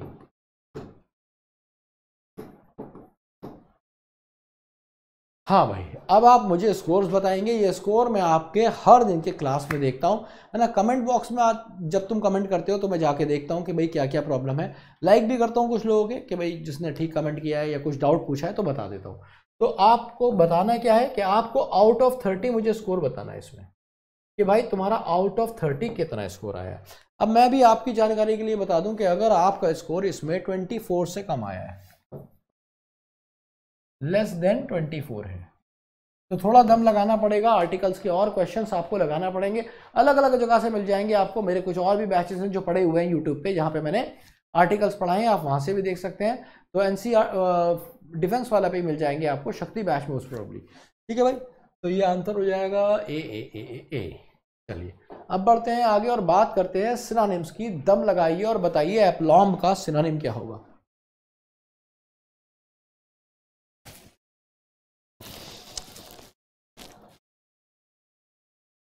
सिर्फ 10 सेकंड का टाइम है आपके पास। देखिए एप्लॉम का मतलब क्या होता है? एप्लॉम का मतलब होता है सेल्फ कॉन्फिडेंस। जब आपको पता नहीं चल रहा, जब आपको मतलब सेल्फ कॉन्फिडेंस कह सकते हो या कॉन्शियसनेस कह सकते हो। कॉन्शियस होते हो तो एकदम सेल्फ कॉन्फिडेंट होते हैं। कोई तुम्हारे ऊपर चीख रहा है और तुम शांत हो, तुम कह रहे भाई ठीक क्यों रहे हो यार, मैं तुमसे आराम से बात कर रहा हूँ, बताओ ना प्रॉब्लम क्या है, मैं सॉल्व करता हूँ। तो तुम क्या हो जाएगा, तुम सॉर्टेड फील करते हो, है ना, सेल्फ कॉन्फिडेंट। एप्लॉम, पॉइस बोलते हैं, पॉइस, स्टेबल, यही इसका आंसर हो जाएगा। कॉय का मतलब क्या होता है? शाय, टिमिड, समझ रहे हो, डरपोक या फिर शर्मीला, जो अपने आप में ही रहता हो। रिलक्टेंट,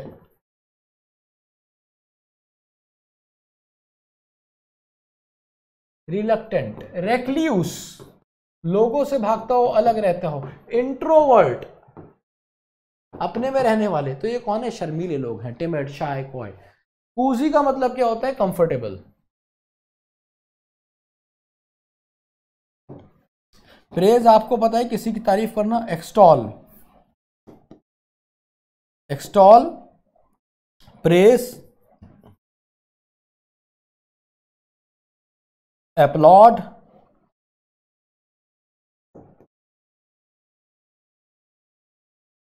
थियोलॉजी, ये सारे के सारे प्रेस होते हैं, किसी ना किसी की तारीफ। तो देखो एक ही पेज पे 10-12 वर्ड तुम्हें आराम से मिल गए हैं, तुम्हारा काम हो गया है। सी इज द करेक्ट आंसर। वो कैब रजिस्टर भरते रहोगे ना, मेरा वादा है बहुत सारे वर्ड एग्जाम में यहाँ से फंसेंगे। तुम्हें पता है आज मैं शौर्य वाले बच्चों को भी बोल रहा था कि भाई विक्रांत देखो, विक्रांत में बहुत भर भर के कंटेंट मिल रहा है, ठीक है, तो भाई बहुत इंपॉर्टेंट है। कॉलोशल का क्या मतलब होता है? ह्यूज, बहुत ही बड़ा। स्टॉलवर्ट, जिनॉर्मस,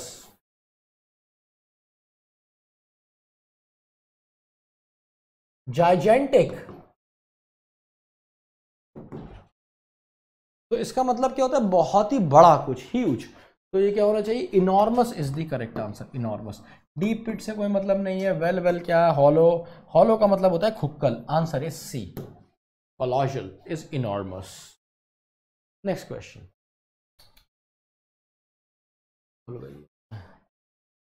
तो अब जरा जल्दी जल्दी करेंगे क्योंकि टाइम है कम और क्वेश्चन से ज्यादा।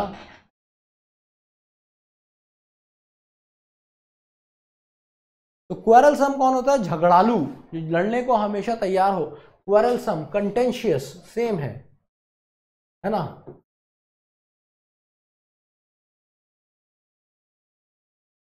डिस्कॉर्डेड, कंटेंशियस, क्वेरलसम, तीनों सिनोनिम है। आंसर इसका बी हो जाएगा। फुलिशनेस से कोई मतलब नहीं है। एरोगेंस आपको पता ही है, मैंने लास्ट क्लास में एरोगेंस और करेज के दोनों के सिनोनिम बताए थे, तो आंसर बी हो जाएगा। चलिए ये बढ़िया क्वेश्चन है, इस पे आपको आज नए वर्ड देखने को मिले हैं।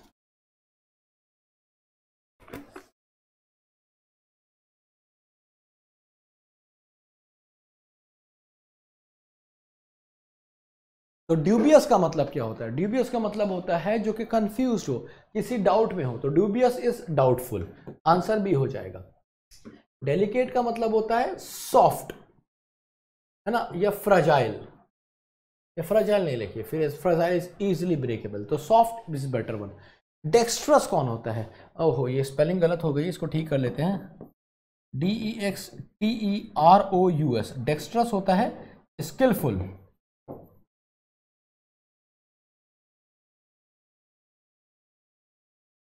एक वर्ड और आता है इसके लिए, एड्रॉइट, है ना। तो स्किलफुल, एड्रॉइट, आर्टफुल, ये सारे कौन होते हैं? डेक्स्ट्रस, मतलब कुछ ऐसा जो बड़ा तेज हो आदमी, कहते हैं ना बड़ा तेज आदमी है। क्लेवर नहीं होते, क्लेवर से क्लेवर चालाक होता है, पर ये तेज है। शार्प कह सकते हो, शार्प, विटी, शार्प। क्लोज है क्लेवर के, पर क्लेवर से थोड़े बेहतर होते हैं। मोरॉन बेसिकली कौन होता है? Dimwit, cupid, moron, geek, inane, insane. तो पागल को कहते हैं पागल, मैड, बेवकूफ। तो मोरॉन, डिमविट, डिमविट मतलब जिसकी बत्ती कम जलती हो, डिमविट है। स्टूपिड, गीक, गीक मतलब या तो हमेशा किताबों में रहता है, दुनिया का पता ही नहीं है, ठीक है, कुछ समझ में नहीं आता, इसको आता ही नहीं है, इसको पता ही नहीं है, इससे होता ही नहीं है, कौन है वो गीक है, ठीक है, इनसेन पागल है, मैड है ना, तो वो मैड के लिए यूज होता है। बहुत सारे वर्ड मिले हैं आपको, आंसर हो जाएगा आपका बी। क्वेश्चन नंबर 35, एबडक्ट क्या होता है, व्हाट इज एबडक्ट। अब तो क्योंकि वो कैब है तो मैं आपको और भी कम टाइम दे रहा हूं। तो एबडक्ट का मतलब क्या होता है, एबडक्ट का मतलब होता है किसी को गायब कर देना, किडनैप कर लेना। B is the correct answer. Word बना है एबडक्शन से, तो एबडक्शन बेसिकली किडनैप ही होता है ना। अब एब्डिकेट से कंफ्यूज मत होना। एब्डिकेट एक अलग वर्ड है जिसका मतलब होता है गिव अप कर देना, इसीलिए एक जगह मैंने गिव अप भी लिखा है ताकि बच्चा थोड़ा कंफ्यूज होकर गलत भी लगा दे और एग्जाम में फिर गलत ना हो।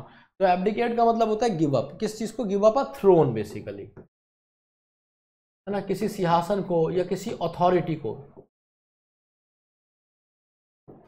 रिटायर कर देना या वहां से हटके किसी और को दे देना, तो दैट इज एब्डिकेट हो जाना, है ना। अच्छा भाई, गिव अप आपको पता है। एग्जाइल का मतलब क्या होता है, बैनिश, डिपोर्ट। एग्जाइल किसी को देश निकाला हो गया है ना, एग्जाइल कर दिया गया है ना। ऑस्ट्रासाइज भी कह देते हैं।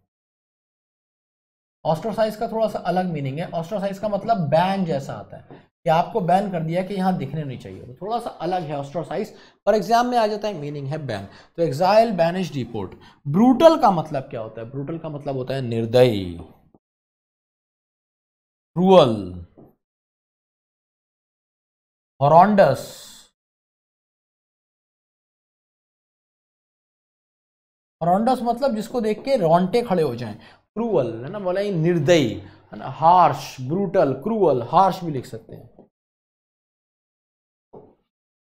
तो आंसर हो जाएगा बी। क्वेश्चन नंबर 36,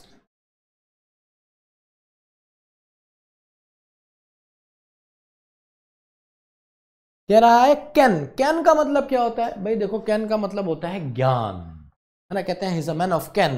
कैन का मतलब होता है ज्ञान, knowledge. C is the correct answer. Mighty का मतलब आपको पता है पावरफुल। फ्रेंड और रिलेटिव वो किन एंड किथ होते हैं, वो ये वाला किन होता है, किन एंड किथ। तो याद रखिए, अगर किसी ने ये लगा दिया तो किन एंड किथ आपके रिलेटिव्स और फ्रेंड्स होते हैं, कैन नहीं होता। Can is basically knowledge. Disturbed के लिए भी एक वर्ड आता है, कंफ्यूज अगर हो जाए तो perturbed। तो perturbed, disturbed सिनोनिम होते हैं, अक्सर perturbed पूछ लिया जाता है एग्जाम। अगला क्वेश्चन आपके पास हो गया, व्हाट इज लेटेंट। बता देंगे ये तो,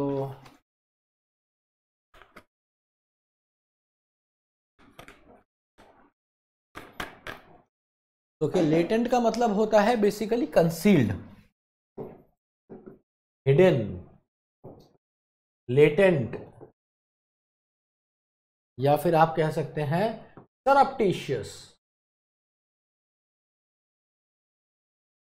तो लेटेंट, हिडन, सरप्टिशियस, या फिर आपने कहा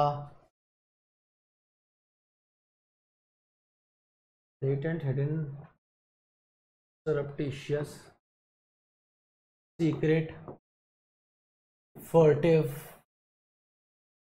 कोवर्ट, ये सारे छुपे हुए होते हैं, छुपे हुए, ठीक है। तो ग्रूसम एक अलग वर्ड है। ग्रूसम का मतलब होता है किसी चीज की बड़ी ही बुरी हालत है। Gruesome is morbid, tenebrous, टेनिब्रफिक।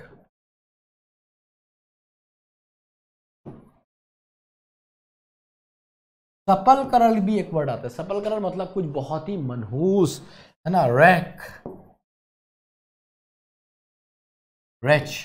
So morbid, tenebrous, tenebrific, सपलकरल, wretch, कुछ ऐसा जो बहुत ही मिजरेबल हो, जैसे कोई कब्रिस्तान या किसी की शमशान में लाश पड़ी है, या तुमने देखा खून से भरा हुआ कोई सीन है, बहुत ही ज़्यादा वायलेंट, बहुत गंदा है, हार्ट रेंडिंग है, तो उनके लिए ये वाले वर्ड आपके यूज होते हैं। रिसेंट का आपको मतलब पता ही है, लेटेस्ट होता है, ठीक है। एक्सटॉर्ट का मतलब होता है to take by force,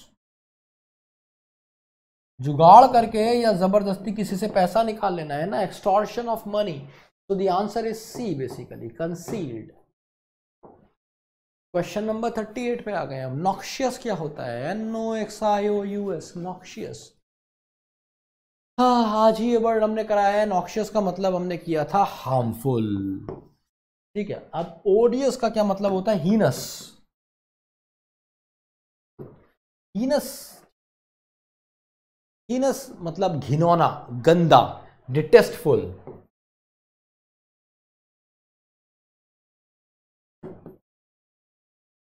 disdainful, ऐसा घिनौना अपराध के लिए यूज होता है। ओडियस crime, heinous crime.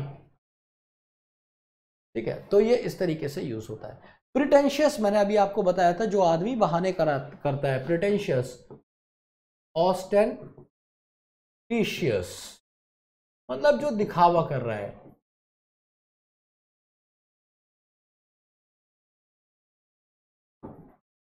Show off basically. Pretentious मतलब वो दिखा रहा है मेरे सर में, जैसे लड़कियां तुमने देखा होगा तुम्हारा ड्रामा करती हैं, सांस नहीं आ रही, दिल बैठ रहा है, सर में दर्द है, प्रिटेंशियस हो जाती है, ऑस्टेंटेशियस हो जाती है। मेहैम का क्या मतलब होता है? मेहैम का मतलब होता है विध्वंस, हाहाकार मच जाना, है ना, टर्ब्यूलेंस।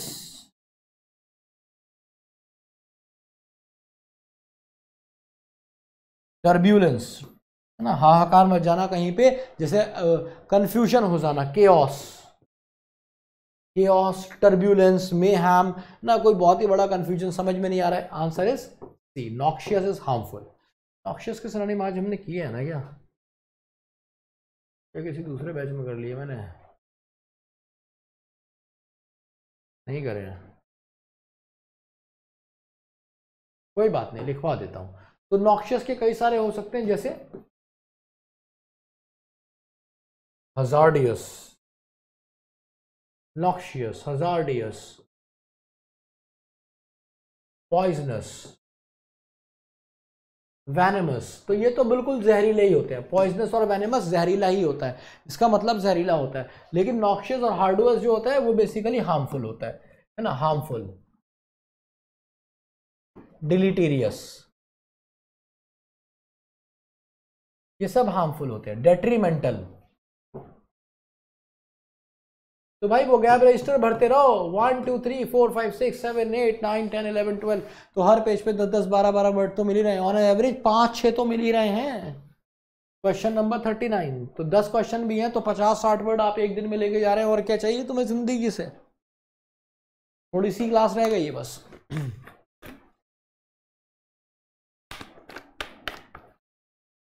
तो ऑब्फुस्केट क्या होता है? ऑब्फुस्केट का मतलब होता है हेजी, ब्लर, फॉगी। ऑब्फुस्केट, ओहो, अब कुछ यहां पे बचा नहीं है, तो हम कंफ्यूज लगाएंगे, क्योंकि इसका मतलब क्या होता है? ब्लर, वेग, फॉगी। तो ब्लर, वेग, फॉगी, और क्या कैसे आप? ऑब्फ्यूस्केट, हेजी, अनक्लियर, जो दिख नहीं रहा है, ट्रांसल्यूसेंट भी बोल सकते हैं। तो ऐसी कोई चीज होगी तो आप उसको देख के ऑब्जर्गेट तो नहीं होंगे, क्योंकि ऑब्जर्गेट का मतलब होता है scold, chide, rebuke, reproof, reproach,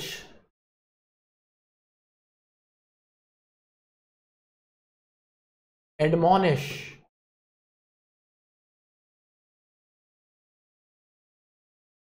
रेप्रीमेंड, और भी बहुत सारे वर्ड होते हैं। इन सब का मतलब होता है किसी को डांट या फिटकार दे देना। तो इसका कोई मतलब नहीं है ब्लर से। ऑब्ड्यूरेट होता है बेसिकली स्टबर्न,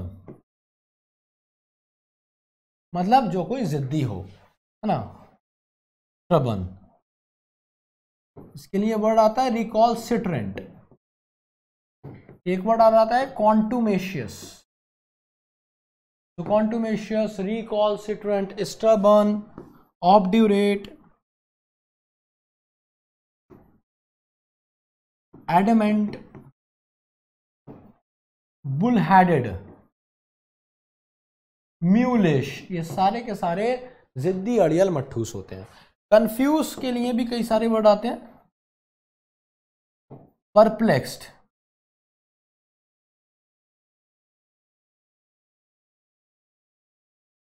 परप्लेक्स्ड, कॉम्प्लेक्स्ड, मतलब जब आपको कंफ्यूज हो गए, आपको कुछ समझ में नहीं आ रहा, एस्टोनिश वगैरह भी आते हैं, नेक्स्ट क्लास में करेंगे। फैलन का क्या मतलब होता है? Felon is basically a criminal, felon is criminal.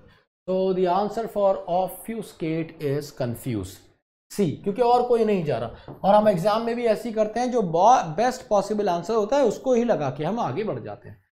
तो here we have the last question of the day.